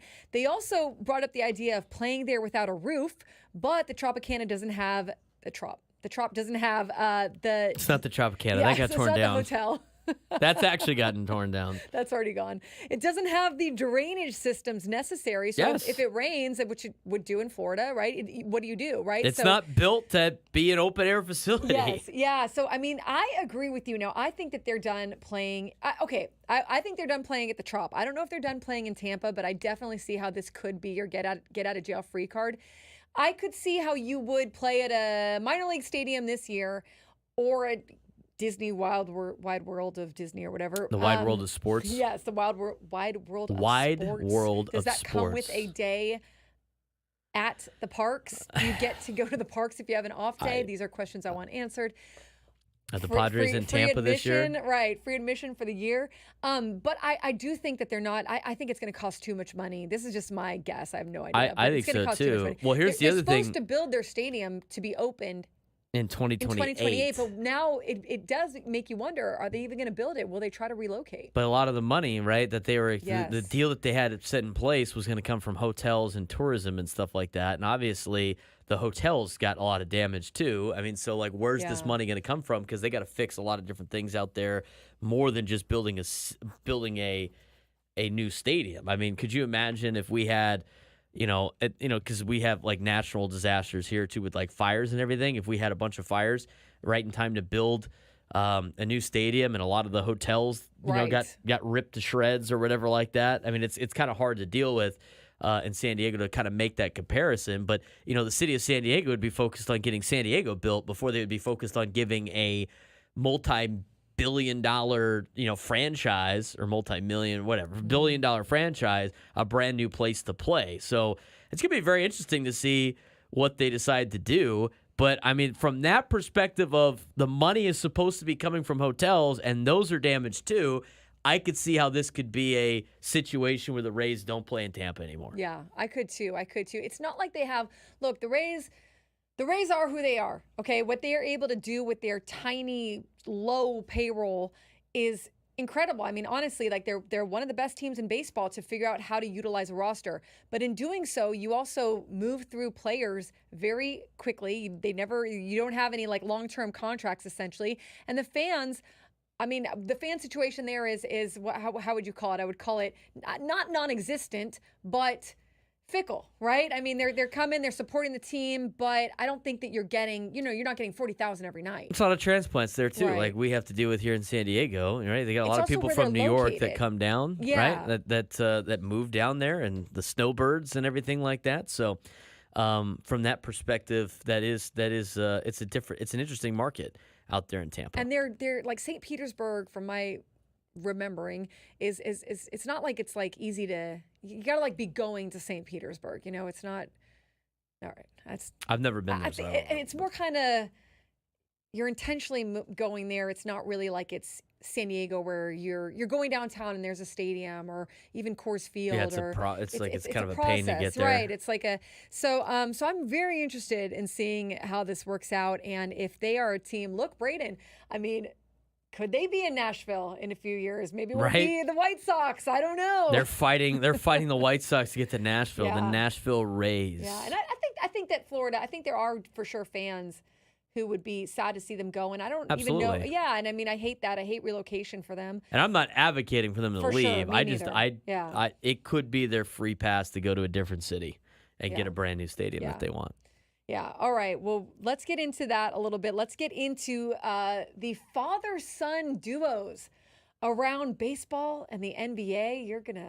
I just feel like with all your NBA love, Braden, you're gonna love this story next, and then we'll get into let's get into some more of the Padres offseason talk and what AJ Preller said yesterday. Right after the break, 97.3 The Fan.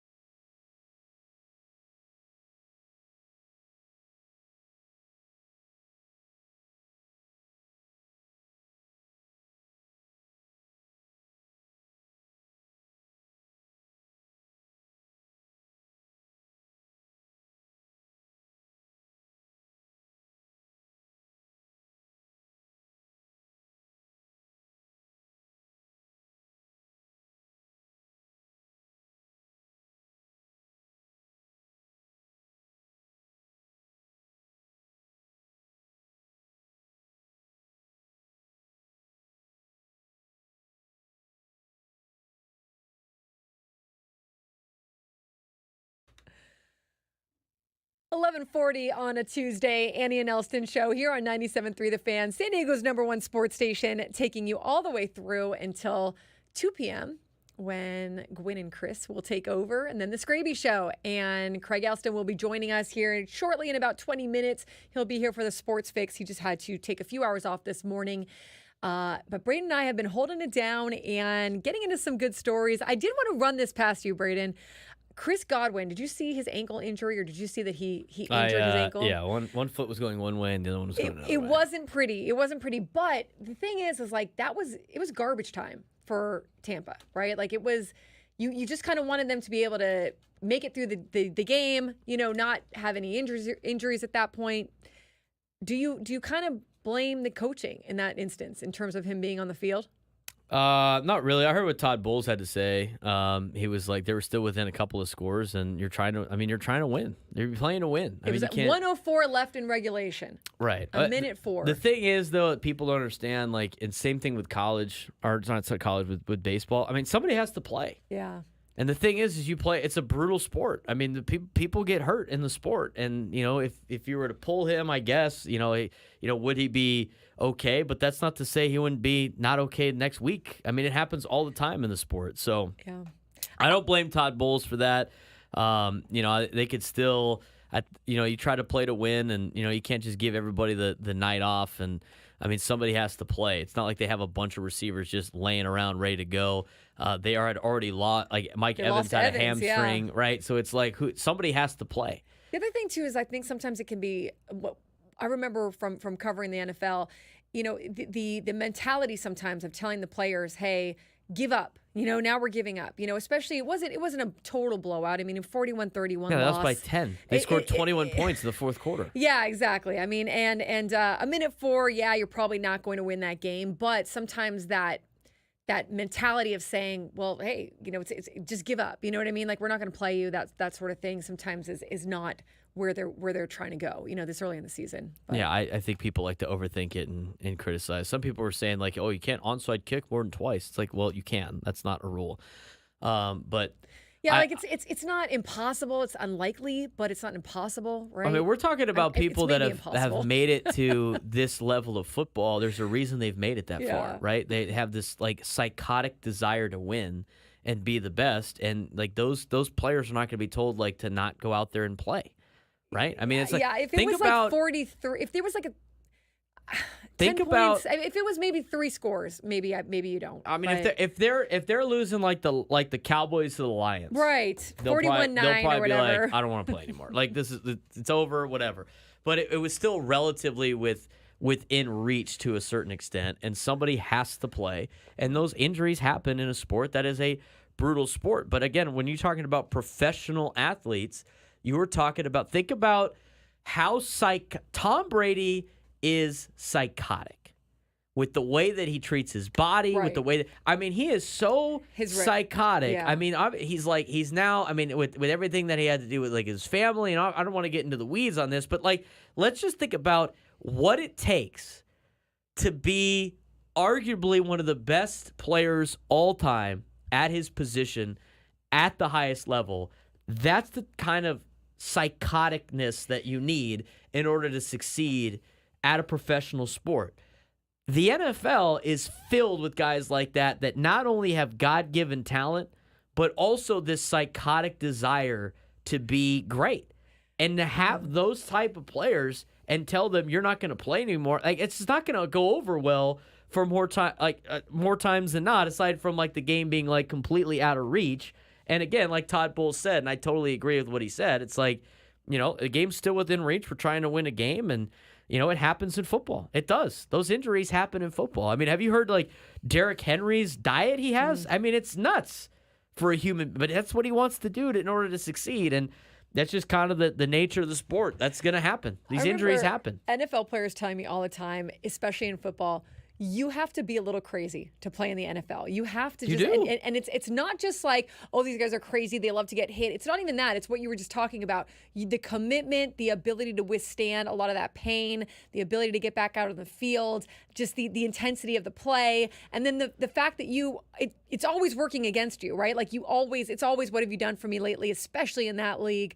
So you have to be a little crazy in how you go about it. Yeah, absolutely. So, I mean, when they scored, what you said, a minute left? I mean, it was a 10-point game. Minute 4 is when he, I think, got that injury, was left. A minute 4 left on the clock. A minute 4 left in regulation. Godwin caught a pass from Baker Mayfield and was tackled from behind by inside linebacker Roquan Smith. And then his left ankle appeared to get caught beneath Smith, sorry. At that point in the game, the score is 41-31. How many times have you watched an NFL game and a 10-point game on the final drive, like the entire team being out of the game? No, never. Yeah, I've never seen. And they had just scored before. They get the ball back off a punt. I mean, with a minute 30, they get the ball with a minute 34 down 10. That's not a time where starters are out of a game. And it's what we just talked about. Baker Mayfield said after the game, we talked about it on the sideline thinking if we get a quick touchdown, obviously already got an onside kick during the game, get a quick touchdown, an onside kick, have a possibility for a Hail Mary. Like, that is how they think. They're not thinking, oh gosh, can't go out there and get injured. Like, they're thinking we could win this game. Yeah, a lot of those guys. I mean, again, even if it's very improbable to the rest of us. If it was like the previous score before, if it was 34-10 like it was early in the third quarter with a minute to go, all right, I think you could make an argument. It's like, obviously this game is over. But with 10 points, I mean, theoretically, it's not impossible in the NFL. I know how bad the onside kick is, but if they get in a field goal range, kick a field goal with like 50 seconds left, they can still onside kick, and then they're down one possession, right? I mean, it's a 2-possession game, barely. So I'm not blaming that on Todd Bowles. I think you would have to, pull Godwin, out off. You would have to physically prevent him from going out on the field. And I have never seen an NFL game down 10 at any point in a game where the starters are out. The other story that I thought about you because I know how much you love LeBron James and his son Bronny playing together on the Lakers. But this is actually pretty cool. Ken Griffey Jr. will be in attendance with his dad, Ken Griffey Sr., when the Lakers have their season opener tonight against the Timberwolves.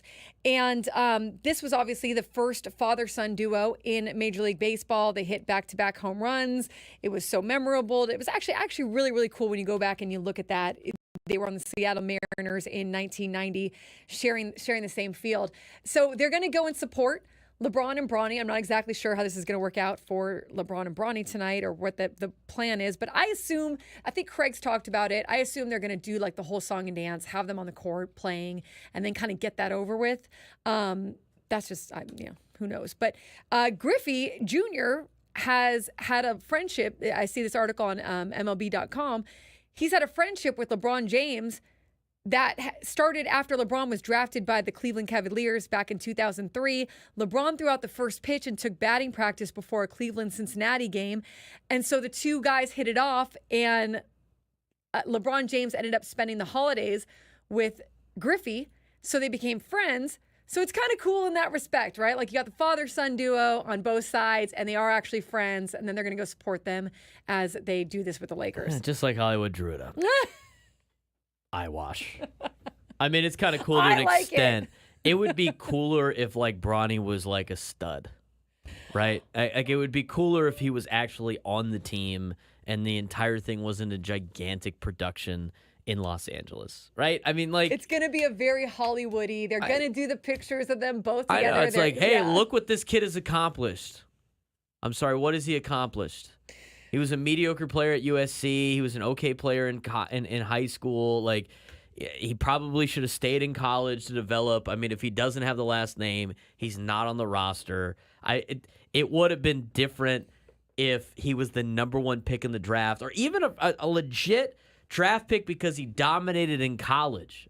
It would be like, hey, look, Ken Griffey Jr. was top of the world when he came in, phenom. He gets to play with his dad because that's how great he is, right? And that was cool. Yeah, that's cool. And then those two guys are going to watch Bronny and LeBron play, but it's like, it's not It's not the same. It's such a forced. It's being shoved down my throat of like, hey, look at Bronny, look at Bronny. And it's just like, are you kidding me?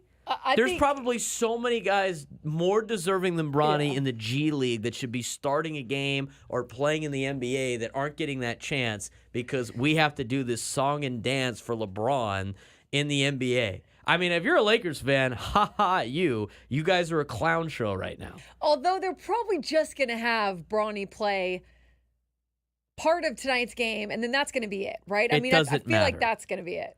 If the Padres did that, would you be okay with it? It'd be a little tough to let's say 20 years down the road, like Fernando Tatis, you would just kind of be like, oh, this is nice. But he's like, oh, he's not very good. He's like, okay, and he makes the opening day roster so he could play with Fernando Tatis Jr. And it's like, and he goes up there and he punches out on 3 pitches, has no business playing on the team. Like, are you okay with that as a Padres? They're like, oh well, it's cool. I mean, that's stuff for like. I don't know. That's not. It totally eliminates it. It turns me off from professional sports, and it goes back into my original plan or my original theory on professional sports.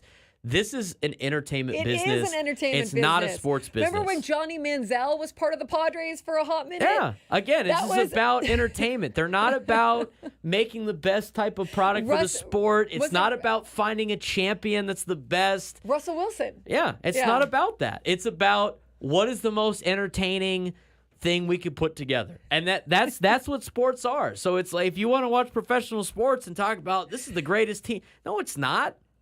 It's all about entertainment. I mean, this is such a sham. I'm going to put my props over to the Griffies for having a very solid father-son debut and hitting back-to-back home runs when they played together and just being supportive friends. They're being supportive friends. I'm sure there'll be hats off to the Griffies. Hats off to the Griffies. But I mean, are you you kidding me right now? It's great. And is he going to play? Is Bronny going to play in the first 5-10 minutes or the last 5-10 minutes of this game? He should be starting. I mean, if he's already going to be there, you might as well start the kid. Yeah. What, are you going to throw him in late when the game's out of control? Right. Start him. Who cares? I would start him and then I would take him out. That's to show you right there that like the NBA season is way too long and they this game give like a damn won't count. Right. It doesn't matter. Throw him in there. Although you could probably make that argument for baseball too. I'd make that argument for baseball all the time. More games. They should shed 40 games off the schedule and make the playoffs longer. And make the season end before October. I mean, I could fix a lot of problems for them, but politics and money get in the way. Man, I agree with that, though. Why don't you maybe you don't mess with the season in terms of the amount of games that ultimately get played, but your regular season gets shorter, your playoff gets longer, and it kind of maybe evens out this whole disparity of such a long regular season and such a short playoff season. Cut the baseball season to 120. And then put those games into the play. End it in August. Respectively, should make even more money. Start the playoffs in September while you have the momentum. Agree to that, I doubt. No, none of them will because they'll have they all want their bag. I mean, those again, players will make less money. Again, because it's not. They don't play as many it's games, not about right? the sport. It's not about determining who the best team is. It's all about entertain. It's a traveling. The more I realize, sports are more like the Globetrotters than anything else. It's just not planned. Or the Savannah Bananas. Yeah, it's entertainment. It's entertainment. Guys getting their bag, right? It's a business. It's entertainment. Randy in the chat, Garth Brooks with the Padres back in the day. Now, the thing is, though, the Lakers want to be competitive. I think some of these things with the Padres were like during a time when they would tell you they were competitive, but they were like nowhere near being competitive. You just said the Lakers want to be competitive, here's Bronny That's James. What I'm saying. That's what makes this one always a little harder, right? Yeah. Give me a break. That's Major League Baseball, cut the season down, 120 games, start the playoffs in September, but players don't get paid in September. Well, or in the postseason. Well, pay them. There's so many easy solutions to this, but all it involves are rich people having to sacrifice a little bit, and we know that's never the case. This is a great conversation. I'm glad we learned how Braden really feels, which is always a good perspective there. We'll get more into that, I'm sure, how we can fix baseball. We'll see if they listen to us. Sports Fix is up next with Craig Elsten back in studio. Keep it here, 97.3 The Fan.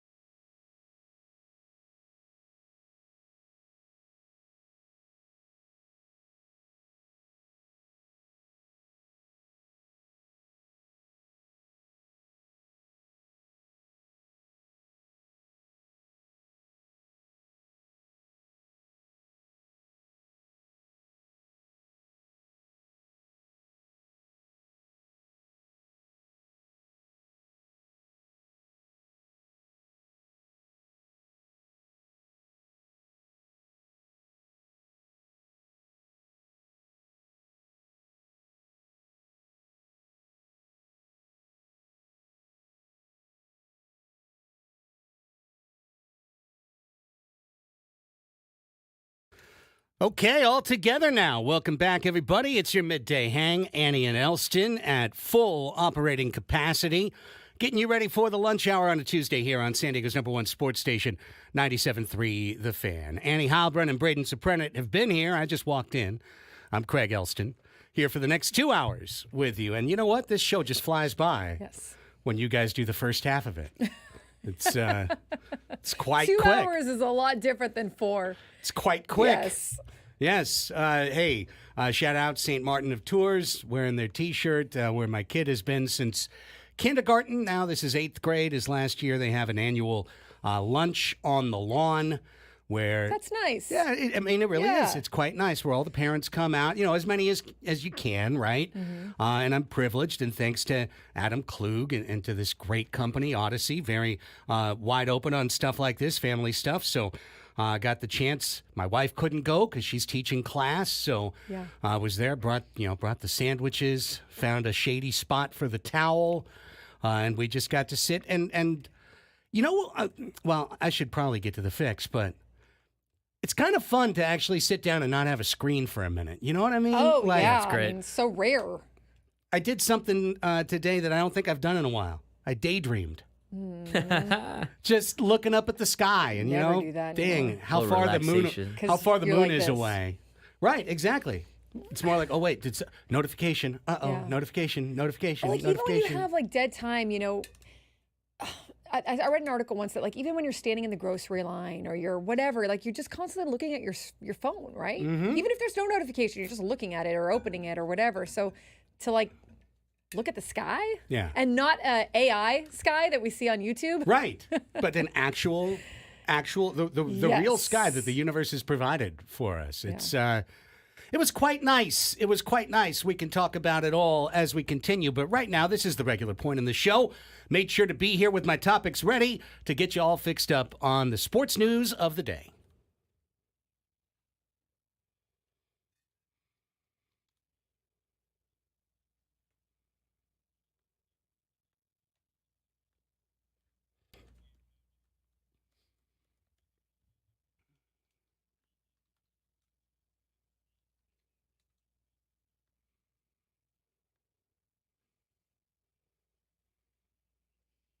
Here we go. All the news that's fit to speak for October 22nd, 2024. Your 12 o'clock sports fix. And Annie gets you started with the latest in the big league of baseball. All right, let's go to the Chicago White Sox, who are reportedly interviewing former San Diego Padres outfielder Will Venable for their vacant managerial position, according to Evan Grant of the Dallas Morning News. Now, he is the current associate manager of the Texas Rangers. He was granted permission to interview for the job on the heels of Rangers bench coach and offensive coordinator Donnie Ecker, who had also given the green light.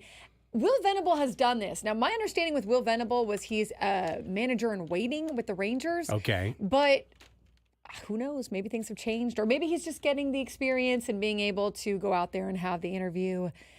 I'm not exactly sure, but anyways. Well, manager in waiting, you might have to wait a while. You might have to wait a while. He is a very well thought of addition to the coaching staff, Will Venable, and I think would make a good manager at some point. Princeton grad, did you hear? Princeton grad. Yeah. Yes. He was a two-sport athlete, by the way, basketball and baseball. Well, basketball and football. Antonio Gates was too. Yes. Yeah. Tony Gwynn. Did you know Antonio Gates played basketball at Kent State? I did hear that once or twice. Fun fact. Sorry, that's a bit. I do that all the time. I love If you doing bring that up Will bit. Venable, same with Princeton Antonio and Gates. two-sport It's athletes. always, yeah. You know what the name of my NBA fantasy team is? Will Venable, two-sport athlete. That is literally, and I've got a shot of him and Princeton dribbling. That's awesome. Move on. Sorry. All right. Will Venable's a great guy, though, I have to say. Oh, he's a great guy. The Mets announced that right-hander Paul Blackburn underwent a cerebrospinal fluid leak repair procedure. What? Can you imagine? A he a robot? cerebrospinal fluid leak repair. So his cerebrospinal fluid was leaking. That doesn't sound It's fun. not good, yeah. I mean, It sounds like it hurts. The typical time frame to return to play from a procedure of this nature is 4 to 5 months per the club. or never. It would put Blackburn on track to be ready earlier midway through spring training, assuming all goes according to plan. That said, It also calls to question whether that spring opportunity would come with the Mets or another club, as he is eligible for arbitration this winter. He and his cerebrospinal fluid. So hopefully he's doing better. The Cardinals announced that they have hired Brant Brown as their new hitting coach. They also announced the hiring of old friend John Jay and a new role for Willie McGee, both of which were reported yesterday. Additionally, they announced that Robert Serfilio has been hired as assistant general manager, player development and performance. He was currently with the Guardians as director of player development. And in news you will use, the Oakland A's will play on real grass. Oh, thank goodness. Not turf as originally planned. Players prefer the real grass, and there was real concern over the heat as turf fields get higher than 100 degrees regularly. Grass typically doesn't reach those temps. They'll still play as many night games as possible to mitigate the very high heat that happens in Sacramento. This past year, Sacramento had the hottest 20-day stretch in the history of Sacramento. So, get ready for Sacramento to be hot, but at least the players will not have to play that on a turf field. No, just on a grass field that will hot. never, ever see a day off. So it's going to be chopped to it's hell. Not as hot. Right, it'll be choppy and it's going to be dangerous. basically dirt. Yes. Because how do you keep it lush and green when it's 118 degrees outside? Literally. This is... But they did put in the bottom of the article that they're looking at renovated dugouts. Oh, thank goodness. Clubhouses, which means very little at this point because there's just not the space there. Isn't it going to be in center field? Yeah. Yes. Are the bathrooms going to be outside the stadium like Braden Spring Training Complex? It's going to be like Santa Barbara, where the Gauchos Santa play. Barbara, that's what I meant. Yeah. No bathrooms in the place. Go shower in the tent, boys. That's right. Yeah. There's a back field over there. It's got tall grass to help you out. That is all I have on the baseball front. On to the football and the Braden. All right, I got college and NFL news. We're rocking out pretty quick. Head coach Steve Sarkisian said Monday the Texas Longhorns' passionate fan base needs to use, quote, better discretion after the school was fined and threatened with further sanctions by the SEC.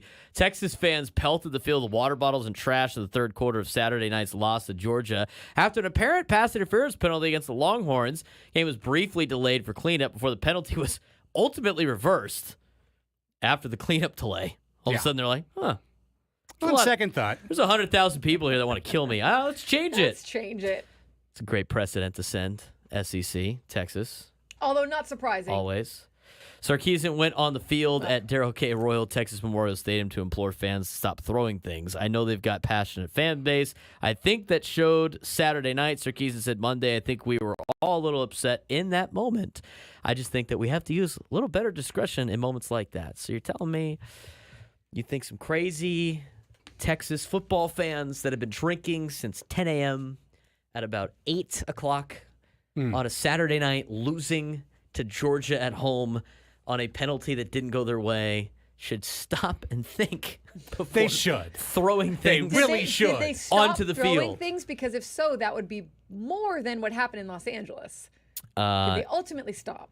They did eventually. Okay. I'm sure Matthew McConaughey Keep it classy, everyone. was out yeah, there. Matthew Hey, McConaughey. hey, hey. He had his yes, statement today. He Yeah. did put out a statement. I saw. Be careful. Don't Remember. throw. Be better. Hey, you know what? They didn't get a 15-yard penalty like the Don't Cal throw. Berkeley fans did against the Aztecs 4 different times. Do you guys remember that for the Aztec game? Yeah. Yes. The Longhorns fans were just ready to bless the mood. That's right. They were ready to go. All right, all right, all right. right. And Texas moves on with a loss. Always. NFL TCU news. guy over there. Yeah, this is just anti-Texas always. The bumpy start to Jameson Williams' career continues. Detroit Lions wide receiver is facing, of our beloved Lions, is facing a 2-game suspension for violating the NFL's performance-enhancing substance policy. 2 games? What'd he do?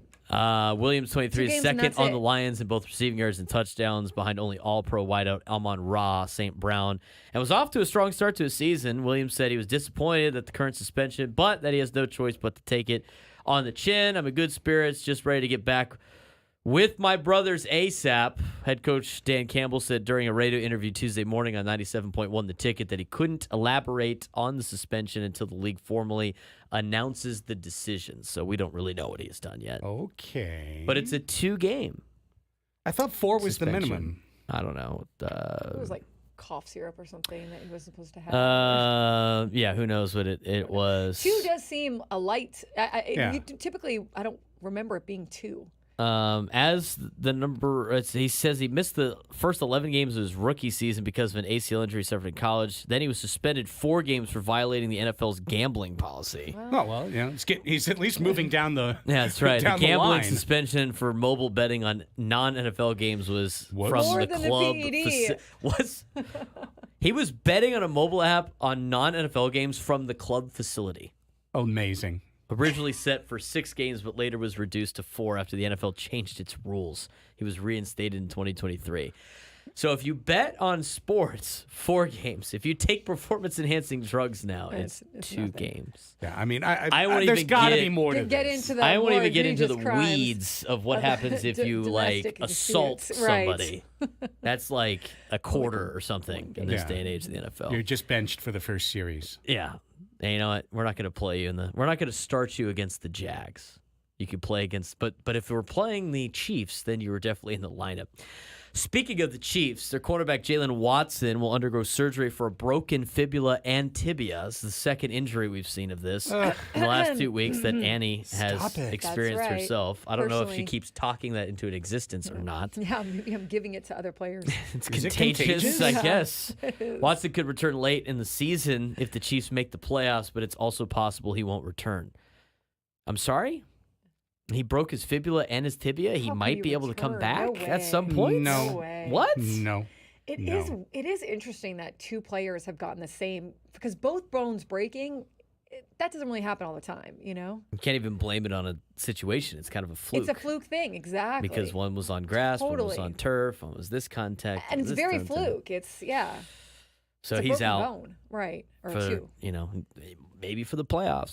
Because see it's him because coming back. because it's the Chiefs that you just assume they're going to be in the Super Bowl. So being back by February doesn't sound like it's that out of reach.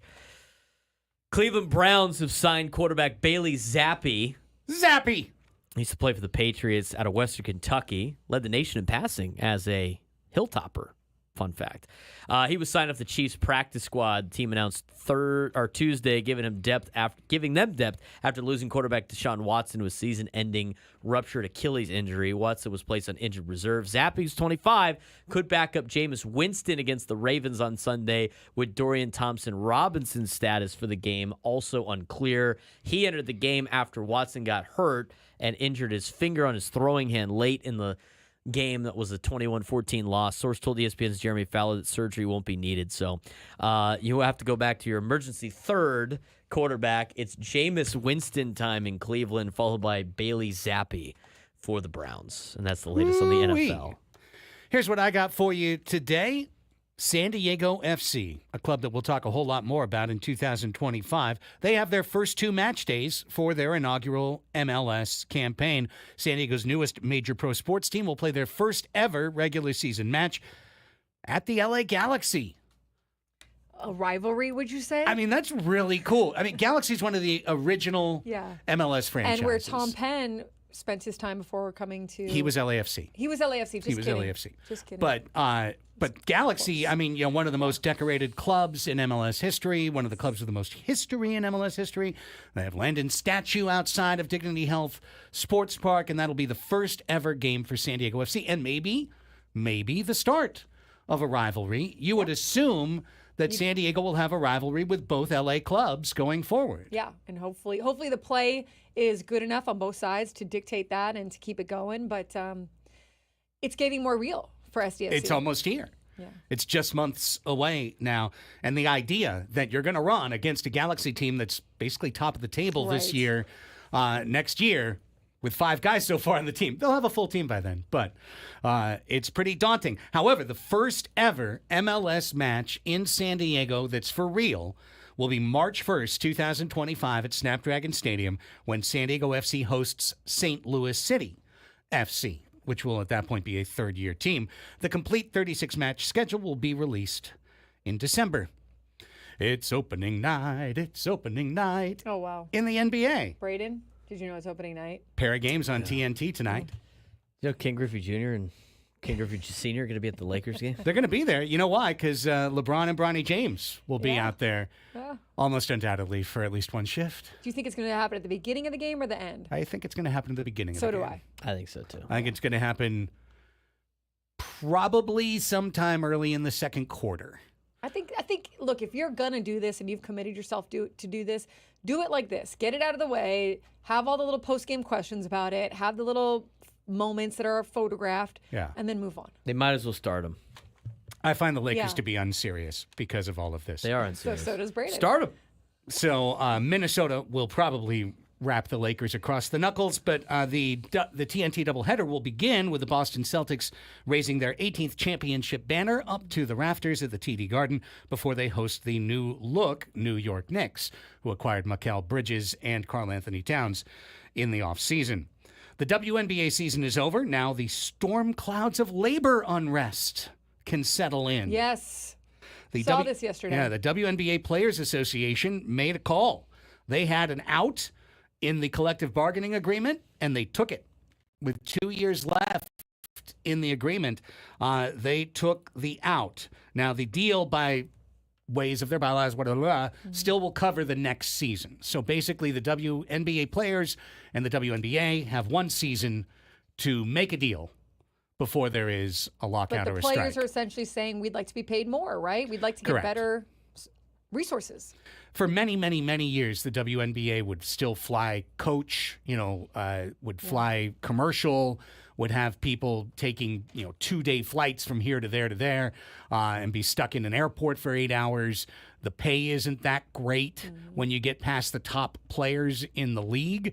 And given that they just got the biggest media rights deal in the history of the league, makes a lot of sense that the WNBA Players Association, with more leverage than they've ever had in their history, would like to utilize some of that leverage. I love this. I want this for the WNBA players. I think it's crap that they make $75,000 a year or whatever. Now, I know that there's, obviously sponsorships and endorsements that help with the money, but it is pretty crap that they, fly charter and all that. However, I do think that the NBA, or the retort back to them is going to be, you just lost $40 million.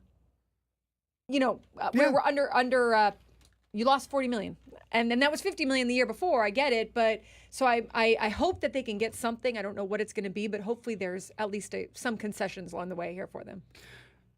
Yeah. Well, WNBA owners can, they're still they can bankrolled put more by the money NBA. in. Yeah. The NBA can bankroll more. Yeah.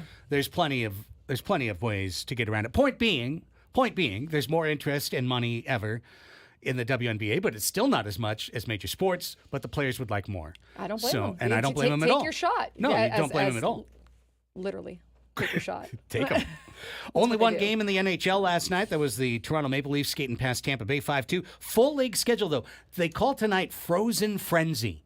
Apparently, I don't know why, but everyone's playing. It's kind of like everybody plays today in the NHL. So why didn't they just do that on the first day? Right. Why don't they do that like the first Why one? did they have 14 opening nights? Frozen Frenzy should be the first day of the let's season. play in Prague, and then let's have another opening night where Couldn't it's only agree more. one game, and then let's have our Frozen Frenzy. Frozen Frenzy going on Sounds tonight. like an ice cream cone. Get frozen, get frenzied.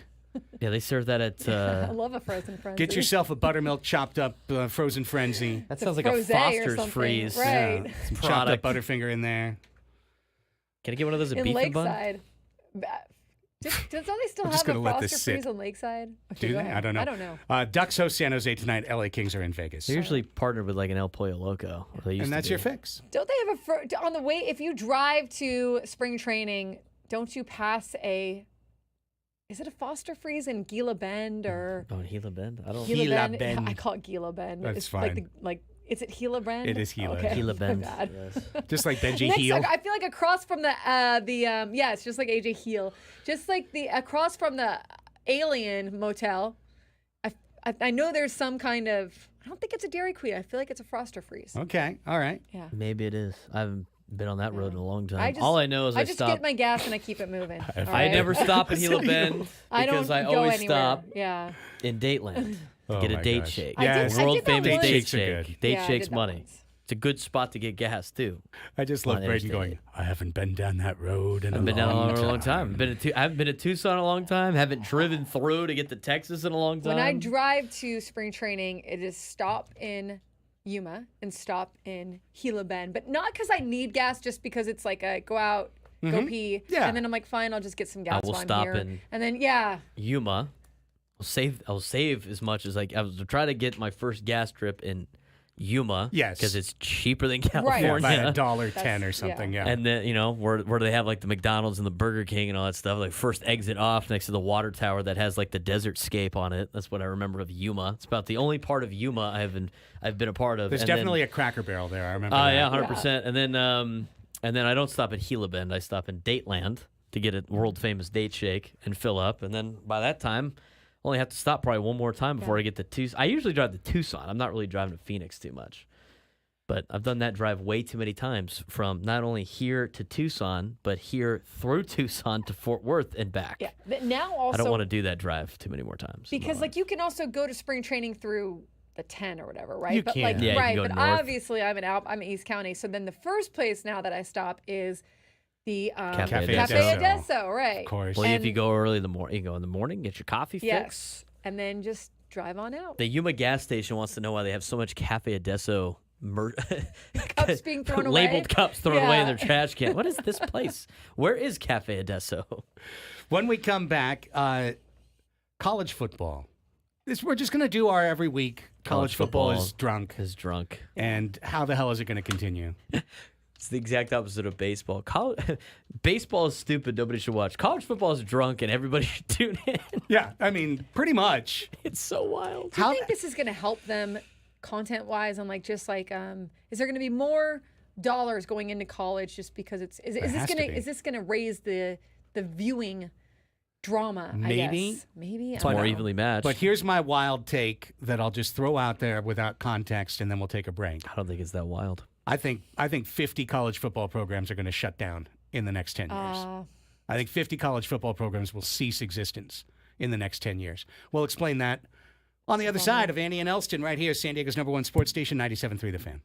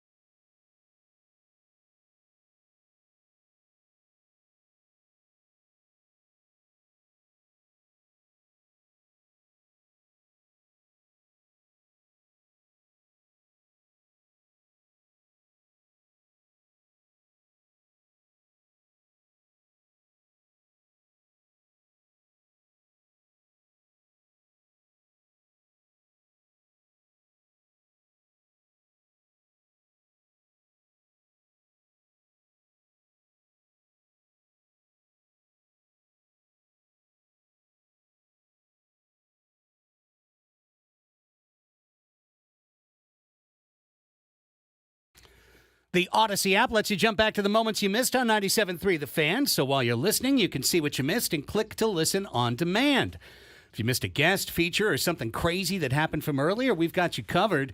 Download the free Odyssey app, search 97.3 The Fan, and tap earlier today to get started. I'm going to do that to go back and hear your guys' Lakers talk, because I missed that on the way in. Yep, you can go back and do that. You can go back and listen to Kyle Glazer at 11 a.m.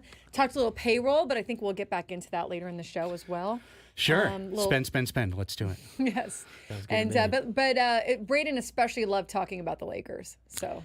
Well, we didn't really talk about the X's and O's of the Lakers. We talked about more the eyewash of this entire situation with Bronny and I LeBron. thought it was cool that the Griffies are going to go, but that's more about the Griffies than... It's more the Griffies than anything else. I mean, it's nice for them. Yeah. I think it's nice for them. It'd be cooler if, and it reminded, I said, and it Bronny reminded was me... like good. A real player. Right. Yes.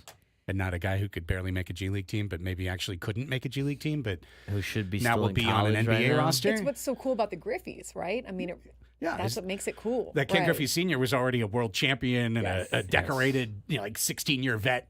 And then here comes young junior with his cap on backward, smashing homers. Yeah. Jumping over the center field wall, robbing homers. Back-to-back homers, Hey. doing their thing. That was against Kirk McCaskill at Angel Stadium in Anaheim. Were you there? I was not. No. But I was watching. Yeah. I was watching the game when it happened. I brought up the Big comparison of in 20 years or something like that, 15 years, Fernando Tatis the third. Right. He's out there, but he sucks. He just goes up there and takes 3 pitches, but he's he had to be in the starting lineup in this big pomp and circumstance. He's got the same dreads. Yeah, and everything, but he's just so derivative. He's just not good at baseball. I'm just oh. That is funny. I was would you tolerate it then, Padres fans? Oh, no, of course not. That's funny fan fiction, but that's funny. Or he could be Fernando Tatis the third could be even better than Fernando Tatis Jr. Yeah, but then it wouldn't be a comparison to Bronny and LeBron. That's true. Yeah. I mean, that's It'd be a obviously what comparison Padres fans are hoping for. Yes. Let's hope for that. But I'm just saying, could you imagine? Or could Kyrie come up and play with Jerkson? True. But True. Jerkson also would have to sustain the kind of level of Jerkson's play that he's doing. Jerkson's got a long way to go to How get long does there. Kyrie have? Kyrie's only 7, I think. He's got a while. Okay. Yeah. Yeah, Jerkson, the vibes are going to have to keep him going for a Not long sure time. Jerkson has LeBron's longevity. Well, I don't know locked up. anybody. I mean, Jerkson's already 30, 31. Yeah. 10, 11, 12, 13, 14, LeBron's 15. starting his He'd have to keep playing 22nd when he was NBA season 40, today. even longer, I think. I mean, think about Yeah. that. The NBA season, say what you want about the NBA, and you can say what you want. It's a long, grueling schedule. The reason that load management was created as a thing is because the idea of playing 82 games, it's going to crush anyone but a superhuman. And this dude's been posting up for 22 years, and he still averages 25 points Well, a That game. is and what on top of that, his schedule is different than everybody else's because he's doing the international games with the Olympics every 4 years, and then the other, Team USA events after years that he goes to the play. And the other thing too is he's making the playoffs more times than not. So he's just not just doing the regular season all the time. I mean, the amount of basketball LeBron has played in his 22 years is a lot It's pretty different. much the most. It's Yeah, probably the most that It's anybody. one of the reasons I really like him. I mean, you have to respect it. You have to respect the ability to be able to sustain that amount of time in the league. And then the fact that he's had to learn how to take care of his body. He's figured out so much throughout his time, and he's still a productive player. He might not be the guy he was in his 20s, but he's still a productive player. Well, that's a little NBA for you. There'll probably be a little bit more in the next hour. Right now, I was talking to my dad the other day about this, but really, this is just, let's turn the page to the next chapter of the Annie and Elsten ongoing story. College football is drunk. And everybody should watch. And everyone should watch. I was just follow me down this logical path, all right? Oh, we're going for an adventure. Football is the sport that athletic departments count on for revenue. Correct. Right? If you have a football program, you count on it to drive the revenue of all your other programs. Like over rowing or right. anything. It's your pays biggest for moneymaker. Anything, It yeah. funds your entire athletic department and all of your sports Right. teams. That's it, except for maybe men's basketball. And sometimes women's basketball at certain schools. Otherwise, your football program is funding everything. Yeah. So it's an incredible revenue driver, but also the revenue around it is incredibly important. And of course, head coaches get paid a lot, and you've got all these facilities, blah, blah, blah, blah, blah. It's always been an unfair system that utilized the student athletes as commodities, as the chattel to get through. But now with name, image, and likeness, followed by the court case. Now schools can directly pay players. What have we seen now? Now there's an entirely new and separate cost to each season of college football. It's your payroll. Yeah, yes. Right? You have a team payroll now, just like we're going to talk, and you have talked Padres payroll. Now you got to talk USC's payroll, right? San Diego State's payroll. And in some cases, funding a separate department just to manage what that NIL is or how to get it in or the payroll of what these athletes are doing. Like there's a cost for all of that. Now, the idea of name, image, and likeness carries with it a kind of benevolent aura of, oh, they are getting sponsorship deals. So the money's coming from the outside. It's going to be the Blenders eyewear ad that gives the Aztec players their money. It's not just funding or fundraising.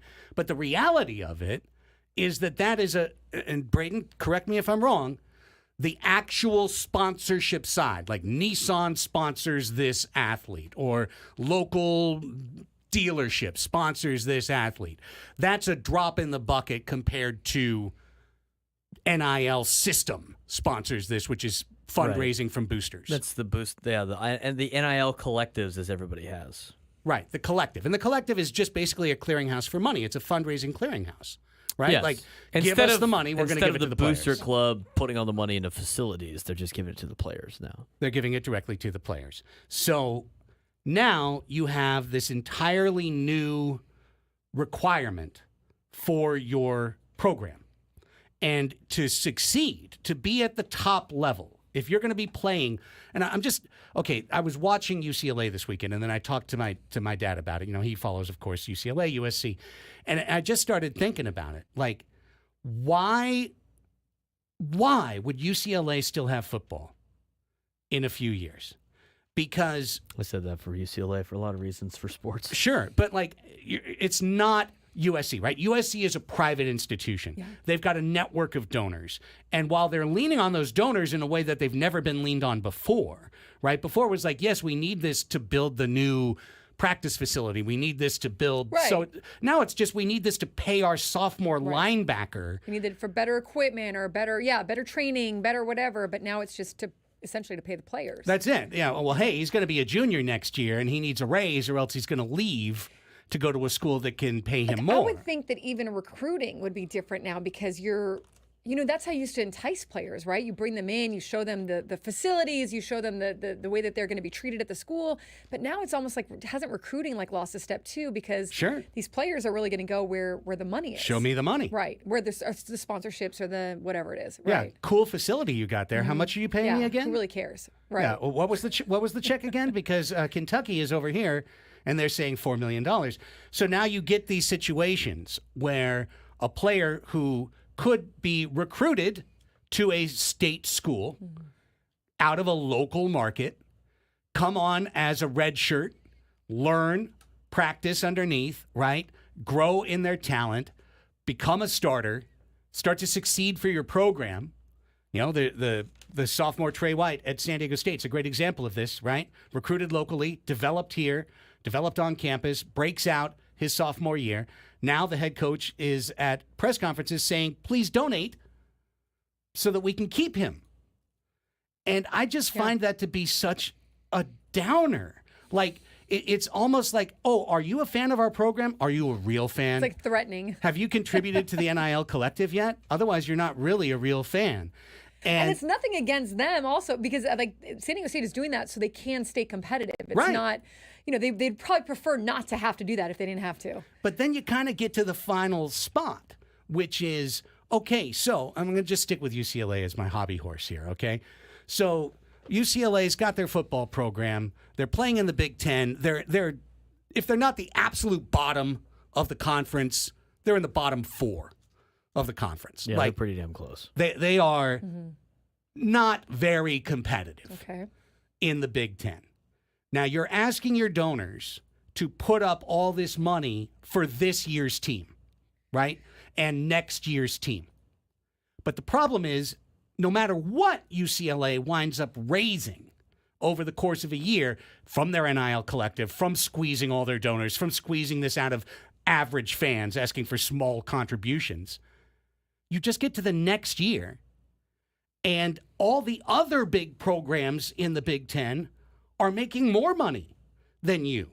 So they can just go, oh, well, nice linebacker you got there. Hey, we'll double his salary. Come on over in the portal. So I get to, in my mind, going down this logical path, I get to a stone on the path where donors go, wait, you've asked me to donate $200,000 a year for 8 years, and what's the point? You guys are getting drilled every year. You're 14th in the conference every year. What's the point? I'm going to stop donating. At which point, why are we handling? How can you even continue to play and stay competitive, or even have decent competitiveness, right? Like, right. Yeah. The outlay of cost for the program is becoming more than anything you can get back as a result. All of these teams that have moved into super conferences, there's going to be a layer of those schools that find themselves completely unable to compete. And they don't even get a name on the side of a building. Yeah. Right. It's not like their name goes on the guy's jersey. Right. Oh, I paid for this guy. Yeah, I mean, think about it. You spend $250,000. Such family. Right, and then the kid drops an interception, so and you're like, bad. what did I spend my money for? And I know that's a really base emotional way to react, but honestly, it's not an investment in the school. It's just paying a player. Go walk around San Diego State or USD or any of those, UCSD, and you'll see the names of donors on their buildings. You got the Jenny Craig Pavilion. You got Fowler Park. Right. I mean, Ron Fowler's name is on almost every building at all 3 of the Right. universities. Right. Right, because of all the money he donates. Right. This is what I'll say on that. I mean, people are going to continue to donate money because, at the end of the day, it's a major tax write-off. They got to spend that amount of money in taxes anyway, so might as well give it to something instead of giving it to the government, as a lot of people would say. You're still paying your taxes. It's just you're picking where the tax money decides to go for a lot of these places, and for these guys, it's NIL collectives and what have you. I think what it has done, and it's a couple of things, is the positives are like it does technically even the playing field if you want to win. If you want to have a team that is like the San Diego Padres equivalent in college where they spend a ton of money on players, you got schools like Indiana right now leading the Big Ten because they went out and got some players and they could do the portal and everything like that. But at the same time, like some of the negatives, as you mentioned, I think the product of the actual game is getting lousy in a sense of you're no longer allowed. I mean, not really allowed, but it is almost impossible to hold players accountable at any level of football right now. Aside from the pros, because the pros, you control their paycheck and that's their livelihood and they can get cut and everything like that. But there's really no sense of accountability because what are you going to do? When a kid messes up mentally or jumps off sides or has a dumb penalty, you're going to yell at the kid. He's going to be like, no, I'm gone. See, I don't need to take this. I'm getting paid and somebody else could pay me. I can just transfer out. So you have to it's now a lot of ass kissing to teenagers and people in their young 20s that haven't really accomplished anything yet, but they have the hype of they could potentially help your school win a championship. I find it very interesting. I mean, obviously I watch all the TCU football games. They're the most undisciplined team I've ever seen TCU roll out there. Yeah. So undisciplined and so just dumb things over and over again. Look at Alabama without Nick Saban. I mean, how many times do you see a receiver punch somebody in the face losing his cool with Alabama in the past? Like, Nick Saban would never allow that to happen, but right now it's like, well, what are you going to do about it? You going to suspend the kid? He's going to leave. He's like, see ya, I'm out of here. I don't have to listen to you. Leverage. Yeah. Right, they have all the leverage. And I'm not saying like that's I'm just, those are some of the consequences of these actions. And there's a big reason why the guys on College Game, they're like, hey, look, you got to kind of reel this in a little bit because you're getting all these coaches reality. Even though they're making millions of dollars, it's still not enough for them to be like, you know what? I don't really want to do this anymore. This is rough to be able to handle it. That's why you got Virginia's basketball coach quitting right before the season starts. It's like all he's doing is begging people for money and then coddling kids to hope that they stay. I mean, it's just a recipe for disaster where you got a product on the field that's just not going to be very good. I also I agree with you, Braden, that there's going to be wealthy people who are going to donate no matter what and who don't really think about like necessarily where the money's going. Hey, we're donating. We want the program to be good, whatever. But there are I'm giving also, you the $5 million anyway. What you do with it is what you do with it. Right. But then I've also been around wealthy people who had to work very hard for their money to become wealthy and own their own planes and own multiple properties all across the United States and internationally. And the idea, I think, for some of them, it's not palatable to give that money over to kids, honestly, and then, like you said, not have there be like any accountability for it. So it's like taking the worst of NIL, what NIL was supposed to be, because we agree, like college kids should be given some kind of money or some kind of compensation for their likeness, name, image, and likeness. The idea of a women's lacrosse player that has a fun TikTok, having to give up her money because she plays college athletics was ridiculous. Right. It's just too. It's like jump the shark. But now it's gone to this where I'm just looking at on an old CBS story from the summer, going like, well, you might need to spend $2 million to get a Power 4 conference quarterback, but generally it's about $750,000.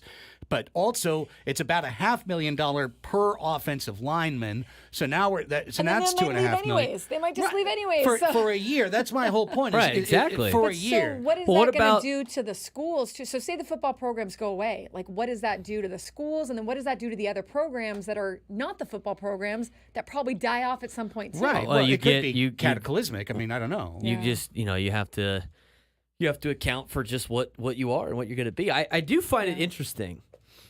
We talked about the lack of accountability from some of these. Do you find it interesting, and maybe it's just a coincidence this year, but in this day and age of name, image, and likeness and having to, kiss a lot of kids' ass and, make sure they stay and make sure they're there and everybody's out for themselves kind of attitude, and I've seen that with almost every program in college football right now. Do you find it interesting that the two colleges that are built on accountability, where kids know what they sign up for and are there for more than just an NIL paycheck, are both undefeated and currently ranked in college football? They're the Army and Navy. Army, Navy, and to be honest with you, there's a lot of kids that go to Vanderbilt. Mm-hmm. They're going there for the education and they're good at football. I mean, those three schools are ranked this year because at the end of the day, it's like they can't go somewhere else for money. They're not going to go anywhere else for money. They're there for the school. They're there to play football. And I mean, Army and Navy, granted, they're blowing up some low-level competition. I'm not saying they're going to be better than Notre Dame, but we'll see because they both get to play them.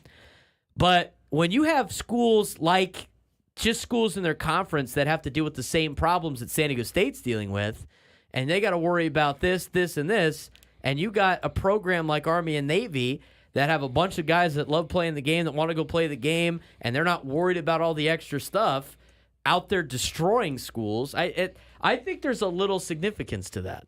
All right, we are too late to play the silly game next segment, so we're going to come back, put a button on this discussion topic, and then we'll play Anybody Knows at 1 o'clock to kick off the final hour of the show. Annie and Elsten back with more on this right after a quick timeout on The Fan.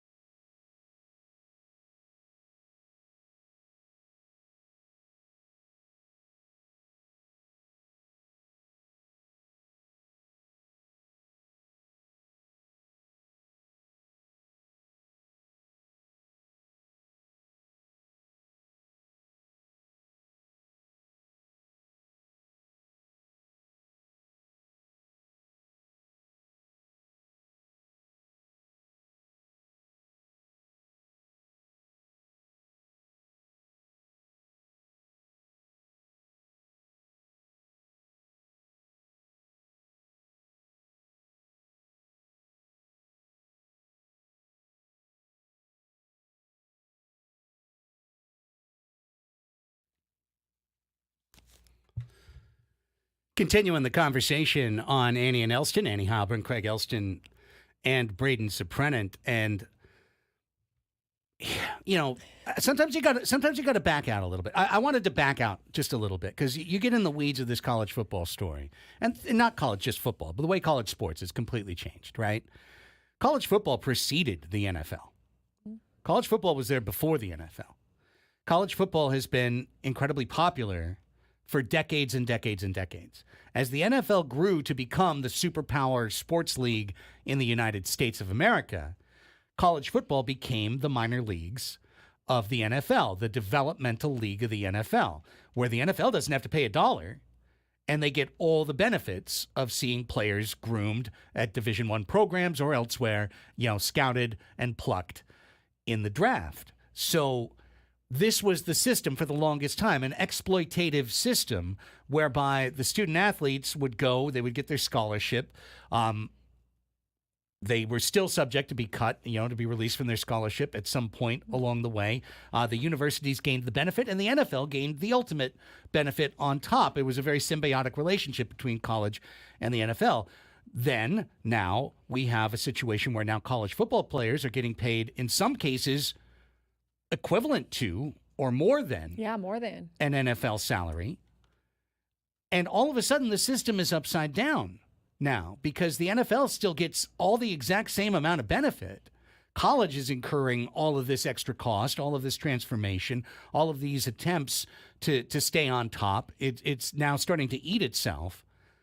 And the reality of what would fix this problem is never going to happen, which is for the NFL to create a developmental, professional minor league system. They'll never do it. I was just thinking, though, the NFL loves money, and the NFL will the NFL look at this problem and essentially at some point, because you have universities talking to venture capitalists now. I mean, you have the thought now that this might all just completely get even worse, right? Like, would the NFL go like this and say, well, let's let us step in and let's figure out a way for us to help. I say help with my quote hands. Yeah. College sports out, and we'll break them away from the, they'll still be part of the college, but we'll break away their money structuring, and we'll fund. Maybe it wouldn't be every college, but like we'll fund something, and then in return we'll get a share of their profit. I don't know. Would the NFL somehow make this maybe not even a developmental league, but just somehow become the investor of? Okay, now you're getting someplace, because I was going to say, really, what I'm talking about, this structural imbalance, is unfixable, because I think you would all agree you could take the exact same players, put them in an NFL D-League helmet in a stadium, and see 4,000 people show up, and then take those very same players, slap Alabama and Michigan on their helmets, and see 150,000 people show up to see them play. So the NFL will never make the losing business decision to break away from college football. But do they wind up having to be in bed? Are they in bed? Exactly. With college football and a subsidizer and the primary subsidizer for college football? I say yes. I say yes, because the current system eventually, whether it's 3 years from now, 5, 7, 11, it's going to break. It cannot I don't see how continue. it stays sustainable. It's not even sustainable now. Right. I don't see how it could continue at this. It's right. So, yeah. Let's look at the big daddy at the end. Let's look at the big daddy up the road that's getting all the benefit from all of this, and say, why don't you get involved? Why don't you get your skin in the game? Big all right. daddy into bed. Look at that. Hour done, just like that. And we're playing a silly game next. Anybody knows for concert tickets.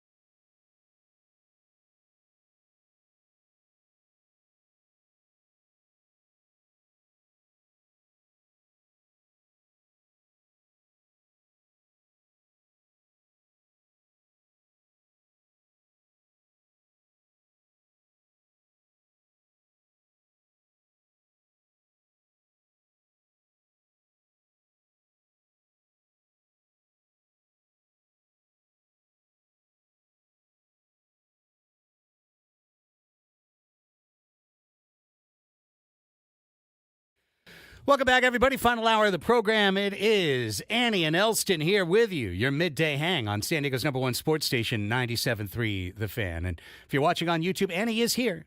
She's just right outside the studio. Annie Heilbrunn, Craig Elsten, Braden Suprenant. Normally we play our silly game at 12:45. We got caught up in our college football is drunk conversation, and it pushed it a little far. So we're going to kick off the 1 o'clock hour with today's silly game, which is the game of ridiculously easy trivia known as Anybody Knows. This is where one of our listeners is going to go head-to-head with Annie Heilbrunn on 10 quite simple trivia questions, and whoever wins gets a pair of tickets to see Social Distortion at the Observatory in North Park on December 22nd, a sold-out show, small venue for a great band. It's a great prize. So here's how it's going to work. We've got a contestant on the line who's going to take on Annie. That contestant is Luke in San Diego. Hi, Luke. Welcome to Silly Games. How are you? I'm doing good. How are you doing? Doing well, man. Tell us a little bit about yourself. I'm a truck driver. I actually live in Vista, not San Diego. And, yeah, I got off a little bit early. Heard you were playing Anybody Knows, and I decided to call in. I love it. Appreciate it, man. So, Luke, if you beat or tie Annie, you're going to get the tickets. However, we've got another person who called in and didn't drop, and that's Robert in Santee. Hi, Robert. How are you today? Hey, how's it going? Doing I'm real doing well. good. Well, listen, Robert, you've got the lucky chair today. You are the avatar for this game. So all you got to do is just stay on the line and not hang up. And if Annie wins today, you get the tickets. All right, let's go, Annie. Exactly. Let's go, Annie. So Luke is playing for Luke, and Annie is playing for Robert. Okay, Annie is outside. She can't hear. Braden's about to read you, Luke, 10 questions. You got 60 seconds to answer them. The catch is they are all very easy. And I wish you good luck. And now, turn it over to our question master, Braden Suprenant. All right, 1 minute on the clock. We'll start after I ask you question number 1. Ready to go? Yep, let's go. All right, this foot-long tool is used to measure things and draw straight lines. A ruler. A ruler is correct. We're off and running. What kind of person was Oz's Witch of the West? Can I skip? Yep. If you have a gripe with someone, what do you have to pick with them?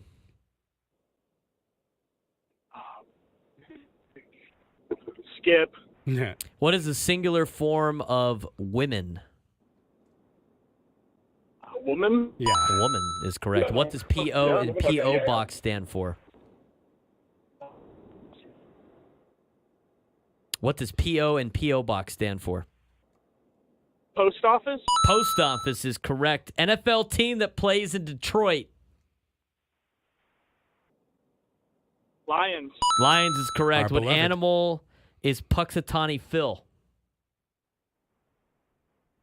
What was that again? What animal is Puxatawny Phil? One more time. What animal is Puxatawny Phil? What kind of animal is Puxatawny Phil? You see him in February. Oh, that was a hint. Oh, the greyhound? Or no. No.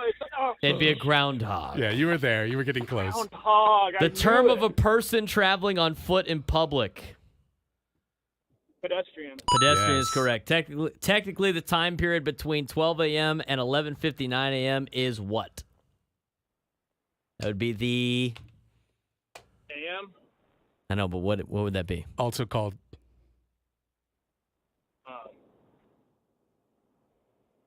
After midnight. We're looking for morning. Looking for morning. Morning You there, want to give the him one morning. more chance on some of these other ones? Or No, time on the way caller. over time? Time on the caller. We're definitely over a minute. Okay, Luke, well, hang on right there. Robert's feeling a lot better about his Definitely chances. Yeah. Nonetheless, here comes Annie Heilbrunn. And you never know how this game is going to play out. You just never know. Annie, you're playing on behalf of Brandon. Who am I playing against? You're playing Luke. against Luke. Okay, how did Luke do? Not well. Luke's numbers are in. Luke's score is recorded. Okay. You get to go now. All right, Luke. 1 minute on the clock starts now. This foot-long tool is used to measure things and draw straight lines. A Subway sandwich. I'm just kidding. A ruler. A ruler. What kind of person was Oz's Witch of the West? The Witch of the West? Yeah. She was good. No, she was wasn't. bad? She was wicked. She was the Wicked wicked. Witch of the West. The she Wicked was Witch the of the Wicked West. Witch. Yeah, the good witches were in the north and south. Which If- one was Galinda? We're moving North, on. I think. Okay. If you Anyways, have sorry. a gripe with someone, what do you have to pick with them? I have a blank to pick Gripe. with you. I have a fight to pick with you. I have a bone to Oh pick my with God! you. What A is bone. happening? What is the singular form of women? The singular form of women? Yeah. Yeah. A Well, woman? Yeah, A that's woman what you is are. correct. That's what you are. What Jeez does Louise. PO in PO box stand for? A pissed off box. No. A post office box. Sorry, kiddos. We're getting lenient here on your Sorry, answers kiddos. for jokes. Wow. I think NFL everything's team that so plays funny. in Detroit. NFL? NFL team that plays in Is this Detroit. really on the card? It is. It is. The Lions. The The Lions. beloved That Lions. would suck if I got that wrong. It would. What animal is Puxatawny Phil? Puxatawny Phil, who sees his shadow. Yes. What animal is he? He is a. He's not a beaver. He's not a beaver. He's a groundhog. He's a Every groundhog. day. Where is the sole of the foot? Oh, where's the sole of your heart? Where's the sole of the foot? It's under the foot. It's under the foot. It's the sole. That would be the what of the foot? So The what part? ball. The The sole. Bottom of the Bottom foot. of the foot. The term for a person traveling Is on it foot under? in public is a. A person traveling on foot in public? Yeah. Someone walking? Yeah. What is called a? Is A walker. no. That'd be a pedestrian. It's a pedestrian. Pedestrian. All right, this is for the Technically- game right here. Technically, the time period between 12 a.m. and 11:59 a.m. is considered the what? 12. Wait, say it one more time. Sorry. Technically, the time period between 12 a.m. and 11:59 a.m. is called the what? That was like a witching hour question. Between 12 a.m. and 11:59, which is almost noon, so I would say morning. That would be the Morning morning is time. And by a score of 6-5, Those were. Annie I don't know comes if they were through. hard, but they were. I guess they were a little hard. Ah. Sure. I mean, When we went over it with Craig and I were like, oh, these are pretty easy today. yeah, I thought this was an easy one They today. were- But Luke struggled as well, and He both did. of you guys had 2 minutes to answer. Yeah, that's true. Also, we both We- gave we- a yeah. ridiculous Pedestrian. amount of time, but Yeah. Yeah, exactly. nonetheless, Robert, how about that, man? The hardest you had to work all day to get concert tickets. Just sit there. Yeah, it's pretty rough. How many of those did you get right, Robert? Yeah, would you have won the game, Robert? I think I had 8. Yeah, I thought you I had was eight. can't doing them believe as I you were going. I missed- think I had 8. Wicked Witch of the West. Yeah, Wicked Witch I of the should West. know that. Yeah, that was The question is surprising. worded very weird. kind Kind of person but- was a what? Like they're a Yeah, what it kind was of a person? Wicked, A person. Very wicked person. It's the name of the musical, you know, Wicked. Wicked. Right. I've seen Wicked many times. Robert, stay right there, my Apparently friend. Probably not Cap, enough. as the kids would say. Hang on for just a few minutes. Braden will be getting your information during the commercial timeout. And that was see. Anybody Knows for a Tuesday. Yes, Detroit Lions was on there. That is actually pretty funny. I thought that you made that up. No, that's why I literally picked that card. I Yeah. went over it because there was a couple questions on there I thought were the same. I thought we've already done the ruler one, but I went through it with Craig to make sure we hadn't played the card before because I saw the Lions on the Yeah. back and I was like, "Yep, we got to do this." Yeah, one. I'd be pretty sad if we missed that one. But you If I didn't miss missed that one. That's for sure. got that one on lock. That was Were these what tickets did? again Social Social D. D. Oh, that's good. That's Social a D, good. That's yeah. a good prize. Good times. Well, we'll have another pair tomorrow when we'll play some Fast Money. You'll be out tomorrow, but we'll play I Fast will Money. be out tomorrow. Yes. And then Thursday, everyone will be back. yes. So we'll play the match game on Thursday. I saw on the Red Greg earlier, and he was like, "Is it Silly Games Day?" And I said, it was going to be tomorrow, but we're going to just go ahead and make it Thursday because it's not the match game if you're not there. I agree. You got to be there. I got to be there for the match game because honestly, how else would you get the kind of answers that I provide? Right. Do you see what I'm saying? How Like, is the show supposed to go off the rails if Annie is not there during We the need match you to game? derail our match game every week. So. It's just kind of part of the thing. But I look forward to your off-season match game questions. Yes, right. Because We'll have new these characters. are right. Now we're getting into some other territory. Yeah, Jonty Jurickson and Sexy Nando and They manager can Mike. still make appearances. Yeah, but, I think manager Mike can always make an appearance. Yeah, he can always make an appearance. Off-season roller coaster riding. You think that's what he's just done like the last 2 weeks? I think you got to mix in some Harbaugh stuff. You don't think he just went to Six Flags on repeat? I do not. Just It would be a great story if he did. One roller coaster after another. I just can't get enough of it. I wonder if the Padres won the World Series, if as a spoof he did that. That'd be funny. amazing. That'd be funny. Eyewash John is so eyewash. How eyewash is he? He wears Oh, by the way, receiver gloves and cleats during warm-ups. We've got 4 minutes in this segment. I think it's the perfect amount of time to note that for one of the rare times in the last 6 years, has it been 6 years since they left? Is it longer than that? I was in college when they left. 8 years? Who? That team. They left in 2017, I thought. Yeah. Okay, so 7 years. Yeah. 7 years. So I was still in college, and I've been out of college since 17. For one of the rare times in 7 years, I was fairly locked into that game last night. Ew, you were. Wait. I just say, like, you're on ESPN Plus. I was on the Plus. I I was on the Plus. So last night we finished our Padres Hot Tub NBA draft, and as the commissioner, I was kind of the whip. I was just locked on the laptop. I was with Braden on this one where I tuned into Scott Van Pelt, who does a great job on SportsCenter. Totally get it. Totally get it. And I saw, they just won by field goal. I mean, they only had scored points by field goals. Yeah. And look, it was a light sports night. There was only one game in the hockey league. That was done. NBA is tonight, right? So everything's quiet, all quiet on the Western Front. And I needed something distracting because I was working on the draft. I wasn't going to lock in on Disclaimer, which I'm currently watching on Apple. I need my full attention for that. So I threw on the Chargers game and really enjoyed seeing them lose. It was quite entertaining. I saw Jim Harbaugh lose it over the uncatchable pass interference. And it was totally uncatchable. Yeah, it was very uncatchable. It was ludicrous, his argument.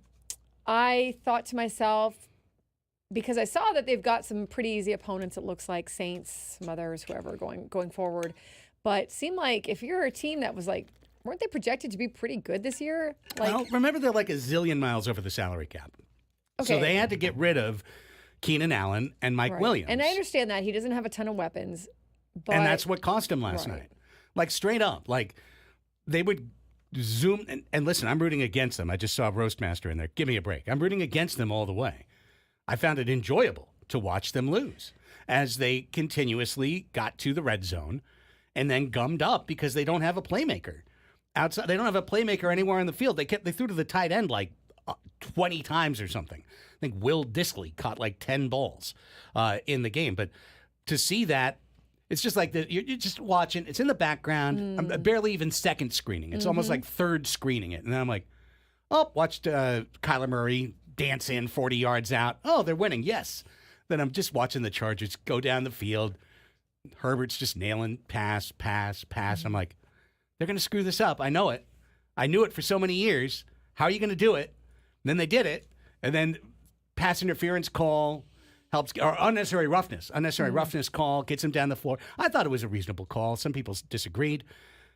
Cardinals kicked the field goal. And I had this moment, Annie. I was just standing in my living room watching it completely dispassionately, watching the ball go through the uprights and going, literally, just like that.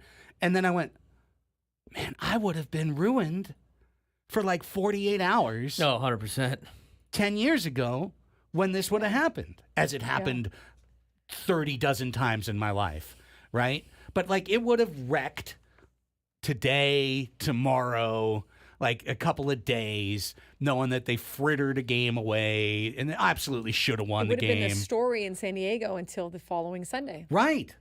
And I'm I've gone so far away from it now that I can not even really hate watch it. Because hate watching is just as intense as loving the team. It's just kind of lying to yourself. You're just rooting against them. Yeah, you're still a fan. You're just rooting against them instead of for them, but it's almost a jilted girlfriend kind of thing. It's you still have the passion. To get to dispassionate, don't watch them at all. To now get to the point where it's I'll throw it on. It does me no emotional damage as it's happening. And then when they lose, I kind of chuckle, and then I realize how much pain it used to cause me. And I'm I'm so thankful that I don't have that in my life anymore. I mean, we've got hashtag our beloved Lions. I'm just going to let you know, if the Lions don't win the Super Bowl, I'm not going to be broken up about it.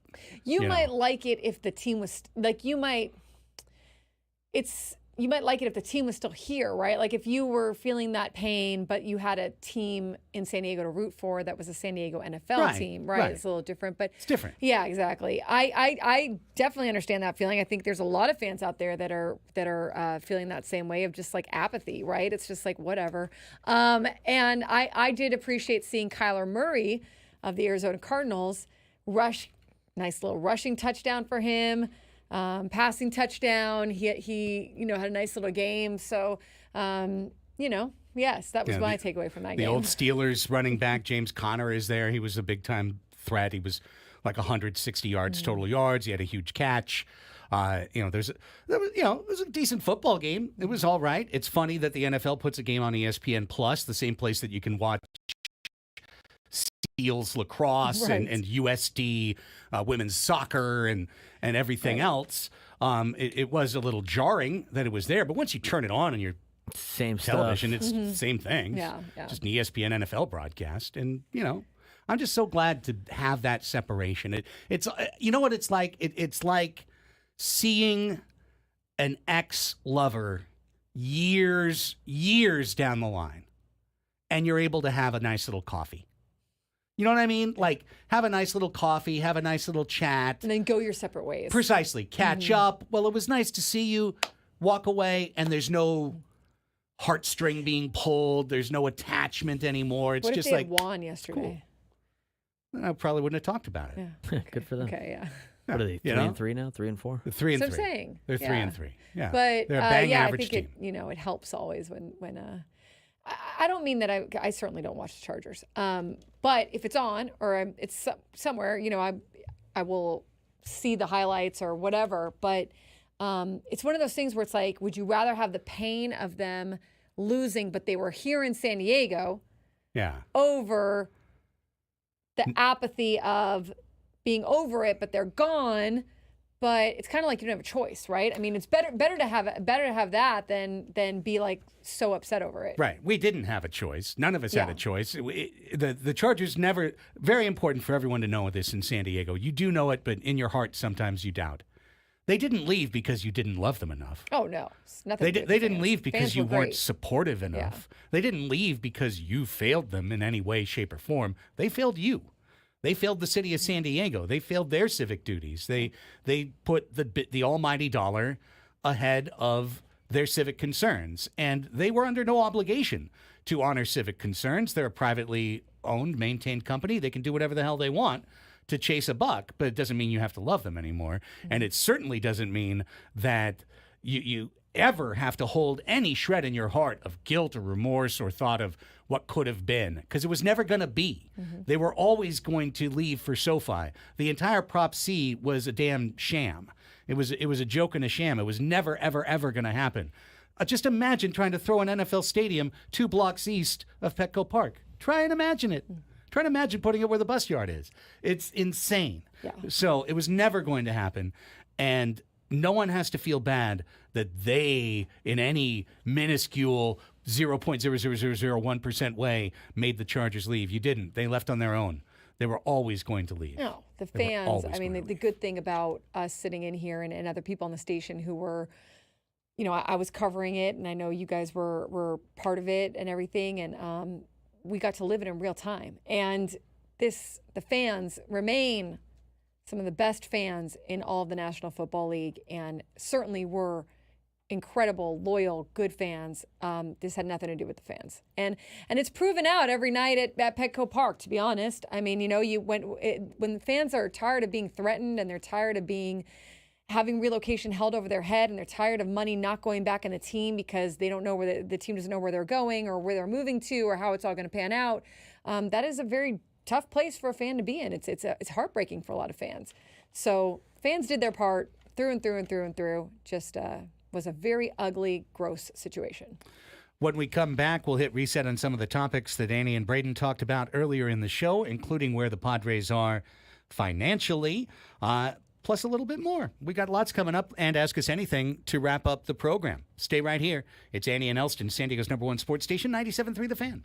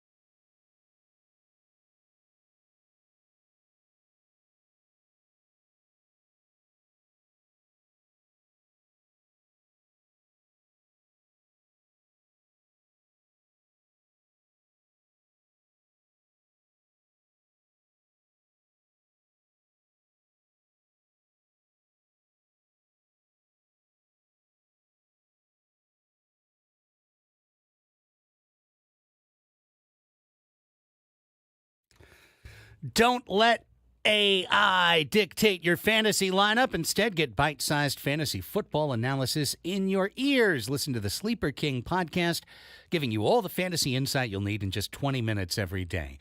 Every league gets a Sleeper King, and it should be you. Follow the Sleeper King on the free Odyssey app or wherever you get your podcasts. All right, Annie and Elsten back with you. So I heard a little bit of it earlier today as I was driving to my lunch on the lawn. But you guys were chatting finances, and listen, we're gonna walk this patch of road a lot. Pretty much all off season. Yeah.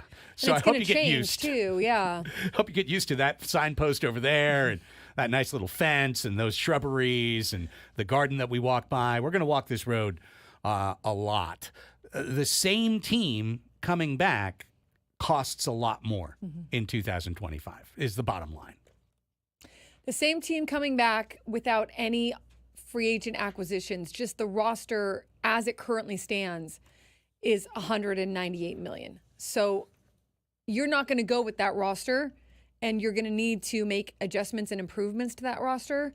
So the question will be, how do you do that if, as The Athletic and the Union Tribune have reported, they're trying to stay at a salary or a roster salary that would be somewhere around what they were in 2024, which ended up being $169 million at the very end of the year. Now, could they go, $10 million above that, $20 million, I mean, maybe even under $200 million?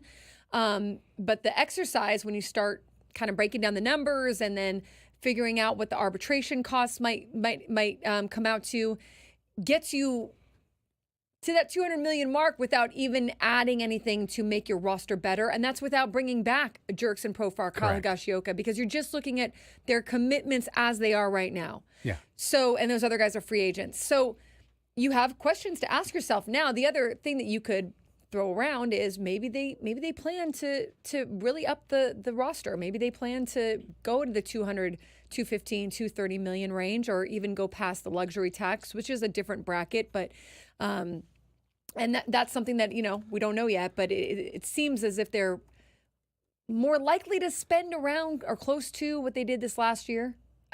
But that's not certain. Yeah.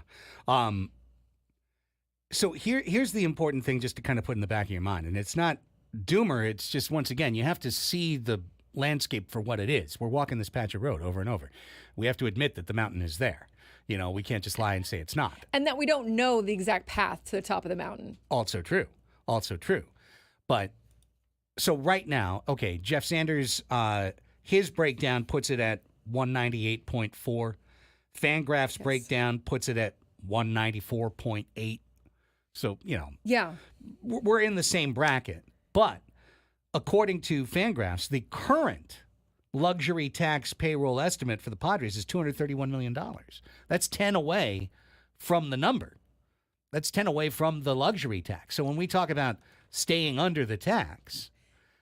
And I think so. Jeff's numbers account for when the bonuses were actually paid for the players, where Fangraph's payroll is looking like they're averaging out signing bonuses for various players. I try to get some clarity on that. So, yes, they're both numbers are kind of getting there in different directions and maybe a little based on their calculations of whatever, but they're both high. Yeah, well, they're both rough. I mean, right. They're both rough. They're both, but I think they're both essentially what you're looking at this point, which is, this is what they're working with right now.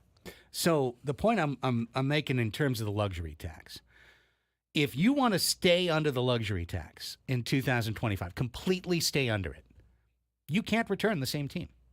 You can't do it. You just can't. They're over it right now. And they don't even have the same team. You cannot do it. You cannot do it. You can't bring back a single free agent. Yeah. Not even one. Correct. Not even one. If you want to stay under the number, you're probably going to have to trade somebody making an 8-digit salary on your team in exchange for someone making not very much money. Then you could stay under the luxury tax. You could not sign a single free agent.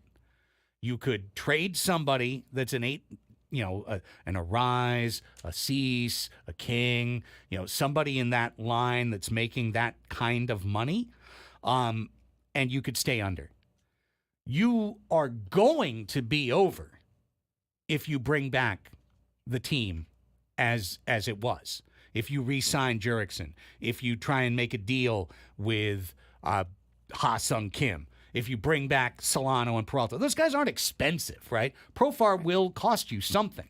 He's not going to sign for $1 million again. Higashioka, this is his only chance at free agency. He's 34. He's not going to break the bank. Right. But he's going to take something. He's going to take something. And just doing that, just being responsible, letting Tanner Scott walk to a big money, right? Just doing that, bringing back the team minus Scott, is going to put you somewhere between $240 and $260 million on luxury tax. Mm-hmm. So now the real question, if you boil it down, the real question is, are they going to go under or are they going to go over? It's, are they willing to go into the second bracket? Because adding anybody, go get that free agent, go get that guy you want. Hey, we need another starter to replace Joe Musgrove. Go get a real starter. Don't just give Randy Vasquez 35 starts. Go get somebody. Go chase Blake, right? Go do something. Now you're talking about second bracket. For sure. Like, for sure. Because the key to that, friends, and I know it's something that, it's easy to forget, but the Padres payroll is going to be lower than their luxury tax figure. Right. Because there's many players whose luxury tax number is higher than what they're making this year, chief amongst which is Manny Machado. His number is 35. He makes 25 this year. Well, and I mean, even just looking at this example that we know right now, like they're at $198.5 million for their payroll, but they're already over the first luxury tax tier. So they could still hypothetically have a payroll under $200 million and still be over the luxury tax and just decide to pay the penalty on that first tier. Yes, absolutely. That's to me, that's the bare minimum that I can accept as a fan. As somebody who supports this club and has season tickets and tries to do my best to back this club. The bare minimum that I'm accepting is that you try to run it back in 2025 for the most part. Obviously, AJ is always going to be creative. There's always that trade out there that nobody sees coming. There's the reliever that's ready to be converted to a starter, a la Lugo, a la King. Maybe he's already got the next dude lined up that's going to pitch 160 innings for $4 million instead of 20. And all of that is great. All of that is great. But if we hear this austerity / responsibility, or austerity couched as responsibility, out of San Diego, it's going to mean tearing down parts of this team for 2025. There's just no getting around it because they're already up against it. Yeah, I think it's hard to envision that they are keeping everyone as is, that no trades happen. Now, again, we talked about earlier, they had Juan Soto to deal last year. They don't have necessarily someone to deal of that nature this year to get them all those pieces back. But you do wonder if they will look at a Dylan Cease or a Michael King and say, even if you were looking at, getting some farm pieces back that you would then flip and move again, like who knows, what kind of is going through some of the options that they might have on the table here. But I have a feeling, I would be surprised if Matt Waldron, Randy Vasquez, Johnny Brito aren't somewhere in their plans of at least taking up one or two of these roster spots. Maybe not all of three of them, but at least one or two of these starting rotation spots. And I just, even if you look at what Jeff has up with the roster currently as it is, like I was making the point earlier, your catchers are Luis Campusano and Brett Sullivan. Like, you're probably not going to run with just those two. You're probably going to go out there and bring back a catcher. Your outfielders right now, just looking at who they have on the books, is Fernando Tatis Jr., Jackson Merrill, and then you can choose between Brandon Lockridge, Bryce Johnson, and Tirso Ornelas. So are they going to go with one of those three, or are they going to go out there and they're going to re-sign one of their guys to come and play the outfield, whether it's Jurickson Profar, or go out and get another outfielder? Like, those are kind of what's going to happen with Ha-Seong Kim. It's hard to imagine that this is exactly how they do it, and that they don't have to make some changes here. I don't think that they will go with it exactly how it is. whether that's bringing back guys that they had last year or going out on the market and trying to find new guys or trading for different guys. I think that they're kind of, unless we have it wrong and they're planning on really upping their payroll, it seems like that's kind of where they're cornered into a little bit. Yeah, they are. And again, AJ was really cornered in last offseason, and he let almost every single free agent go. Yeah. They all walked to greener pastures, but he had Soto. And Soto is like one of the 5 most tradable things in the history of baseball. He's that valuable. Obviously, you see where the Yankees are. Yeah. So not having that is going to really, really hamstring. And okay, And they don't have a ton of farm prospects either. They don't. That's the thing. So you have to look at. He is going to find some guys on the margins. Him and his team do that every year, but they are 50-50s. It's sure. You got to hit on them, and some of them hit, some of them don't. But he will definitely find those like some diamonds in the rough that hopefully work out, right? But you don't have a lot of position of strength to deal with trade-wise necessarily, unless you're giving up some of your higher-end talent. And then you also have a lot of these guys that are free agents or arbitration players. So it puts you in a different position that they were in last year because of that Juan Soto deal. Yeah. I'm always going to give the San Diego Padres credit for building this team. I want to be clear about that. Even when we're talking about the Dodgers, I'm never mad at the Dodgers for spending money. I think all teams should spend money. Yeah. I think every team, I think the Pirates should spend money. I think the Rays should spend money. I think when you invest in your product, you get something really, really important back. And it's not just the dollars and cents. It's creating a loyalty and a fanhood that will last for generations within a city. San Diego Padres have that now. I'm never going to knock them for that. But they're tied in on some of these contracts. I mean, they're really tied in on some of these deals. And while the Dodgers were able to, hey, this is what we're all doing. Mookie deferred money. Freddie deferred money. Look what Shohei did. While they're able to create that, it's not going to be replicable anywhere else. And MLB signing off on that Shohei Ohtani deferred deal, I just don't see it being something that you see a lot of. I'm surprised still to this day that was allowed to be the way that it was. Maybe with Juan Soto, maybe there's something that happens there. I'm interested to see if that's a strategy that follows for another team, or maybe for the Dodgers again. Who knows? I don't think that that's doable or feasible or the norm in terms of all that deferred money. That's something also that the Dodgers kind of get to do in a sense because of all the money that they bring in and the contracts that they have with their TV deals going forward, and kind of what they can show will be on the books, So that's not something that I think is should even be really lying around as like, let's just follow that strategy. I don't think it's a strategy most teams can follow. No.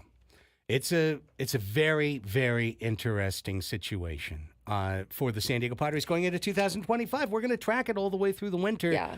It's just, again, we're going to walk this road so many times. You're going to remember every rock in the path by the time we're done. And it's going to be a winding path because someone's going to get moved along the way. Some money is going to open up in the salary, roster along the way because someone does this or that. So who knows how it's going to change? And of course, we don't know what those final numbers are going to be or where they want them to be around. But I do think that there's going to be some changes. Let's take a time out. When we come back, it's time for Ask Us Anything. Hey, you've got a full 12 minutes to call the show. We're giving you a nice, ripe final segment. So give us a ring, 833-288-0973, 833-288-0973. Call us during the break. If you happen to just get thrown on hold, don't hang up. We got you.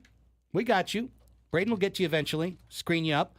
And even if they don't, we'll just throw you on the air. But make sure you come ready with a question prepared to ask the show. That's what we'll do when we return and wrap things up. Gwen and Chris are coming on from 2 to 6, and 6 o'clock tonight, the Scraby Chronicles. Very excited for Scraby. One man alone in a dark studio with dark thoughts and dark words for you to listen to. The Scraby Show. It's all still to come on The Fan.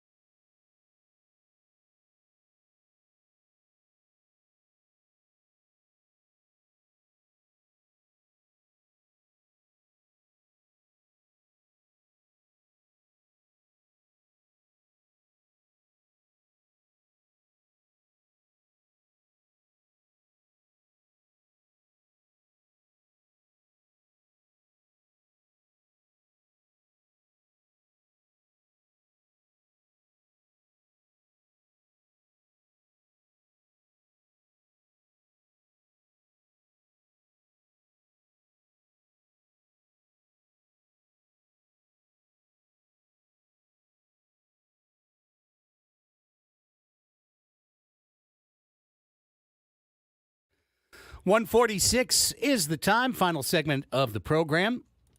Annie and Elsten here with you.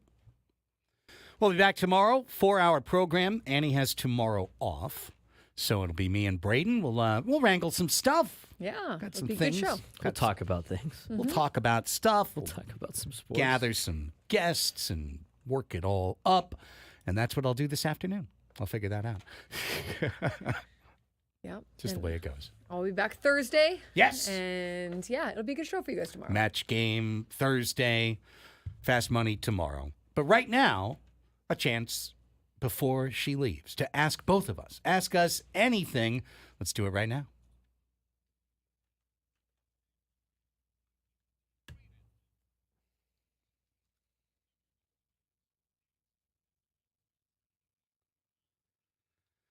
Still have time to call the show if you want to dial us up. 833-288-0973. You got 4 minutes.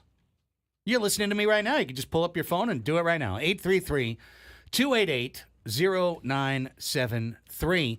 Mario in National City. He called in during the break. He's first up. Hi, Mario. Ask us anything. How you doing? Doing well, man. Well, at the beginning of the year, I asked you guys who you guys thought would do better. Fernando Tatis as the MVP, Papasano as a 30 home run, or Merrill as a Rookie of the Year. And it looks like it might be Merrill Rookie of the Year. And my other thing is on the Padres winning the World Series. I don't know what the feeling's like to celebrate with them winning the World Series, but I almost think it's like watching the Dodgers lose the World Series. So that's just my my little insight. Thank you for taking my call. Of course, Mario. Thanks, Mario. Appreciate you, man. I don't agree with that last part, personally. Watching the Padres win the World Series would be, not infinitely, but a very large finite number more valuable to me than watching the Dodgers lose the World Series. Oh, yeah. I mean, it would be a lot better. It would be a lot more exciting. Yeah. Yes. Be a lot more exciting. 833-288-0973 is the number to use to get through. 833-288-0973. Here's Sean in San Diego. Hi, Sean. Thanks for calling in. Ask us anything. Yeah, I was wondering, what free agents do you think the Padres are going to pick up? Specifically, maybe a shortstop or first base. Interesting question, Sean. I don't think they'll get either, to be very honest with you. I know you guys talked a little bit about Ha-Seong Kim earlier in the show.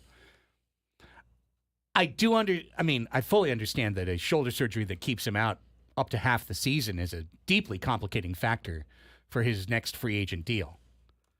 But doggone it, Annie, he signed Scott Boras. Yeah, I mean, my take on it is that he's going to end up leaving and signing with a team that's going to give him a multi-year deal at the end of the season. And I don't think a surgery prohibits that from happening. Yeah, I don't it happens either. all the time. However, I do think him having a shoulder surgery is going to put him toward the bottom of Scott's list. Yes, and maybe even, him having, I think, the shoulder surgery, not even as much as having just not a good year before the shoulder surgery, like not his best year. He's probably making maybe less if he would have been a free agent after the 2023 season.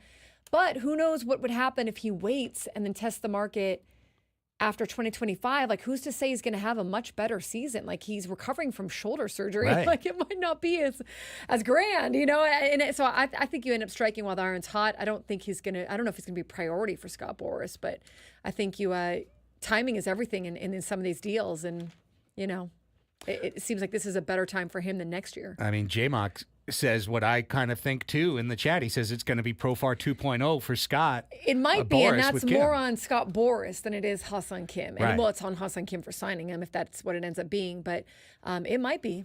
It might be. That's the path back. If you're still pipe dreaming a path back for Kim to the Padres, it's that Boras screws him over. He gets stuck in March unsigned. And then Preller comes over and says, hey, what about this for 4 years? The first year is a lot less while you rehab from injury, blah, blah, blah, blah, blah. And maybe they get something done. But honestly, I just don't see it. Here's Eric in Chula Vista. And I love Ha-Seong Kim. I wish he'd be here for a while. Here's Eric in Chula Vista. Hi, Eric. Ask us anything. Hi, folks. How you doing? Good. Good. Hey, now that Musgrove's out for probably all of next year, would you, under a league minimum contract, take a flyer on Trevor Bauer? Thanks for the call, Eric. I wouldn't. I don't think he's going to pitch in the big leagues again. I wouldn't, Eric. No. And I honestly don't even think that he's. Yeah, like I think his numbers weren't even. I mean, they were. Even last year, if you just look at that, he was in like the Mexico League or something, and it wasn't. No, to me, the ship has sailed on Trevor Bauer. Just remember, that was an option every day of the season for all 30 teams. And a lot of teams that needed pitching at the deadline or before September 1st. Yes. Teams whose pitching staffs collapsed had that option. Teams with 12 starters on the disabled list, well, maybe not that one team, but other teams had that option. Nobody took it because nobody's going to take it because he's gone, because he's more trouble than he's worth. And he's only a cause celeb on certain walks of the internet. But those walks sometimes cross paths with us. Nonetheless, there we are. No more time for calls. Hey, I give a number, right? See, you got till 1:51. Got a few in. Thank you for calling. Did. No, definitely appreciate it. Yes. Let's see what this comes up with. What do you think would be on the menu at the only restaurant in hell? Oh boy. Like. What would be on the menu? Toilet burgers or something? Dodger dogs, obviously. Oh wow, there you go. Obviously. It's only one correct answer to that. What lapsed hobby would you like to return to? Do you have any lapsed hobbies? Lapsed hobbies? Like something that was a real hobby in your life, but now you just don't do it? I want to be more into taking dance classes consistently. I only do it more sporadically now. Yeah. So it's harder in the season. Off season, I can get into more of a consistent pattern. What about you? That's a really good question. Back in the mid 2010s, when I was with the Gulls, I must have just had a stronger voice than it used to be, for one reason or another, whether we're on the road or whatever, that karaoke would be something that in my life, and I really do enjoy karaoke. Like karaoke's fun. Yeah, get the right song, command the room. I just felt like I had a much stronger voice. For some reason back then, maybe it was just calling all the games or whatever, but it's really been years since I've gone out. I think you're sang. overthinking it. I think you can go karaoke just as your voice is now. Well, maybe, yeah. But we gotta get 20 hours a week in here. Oh, you don't want to can't blow it out on a Sunday night and walk in and be like, Okay. Hey guys, how's it going? I'm really stupid. I stayed up all night drinking beer and singing songs. But smoking lung darts. Yeah. Well, that's what it sounded like, didn't it? I left that part out. But yeah, there you go. Lapsed hobby. Braden, great job today. Thanks for stepping in for me for a couple hours. Absolutely. And stepping in for me tomorrow. I've got a court situation, but I'll be back on Thursday. No worries. Don't worry. She's not on trial. I'm not on trial. No, not this time. Maybe another time. I'm a supporter. Braden and I will be back with 4 hours for you, but Gwen and Chris are next. Stay tuned. Yeah, bye.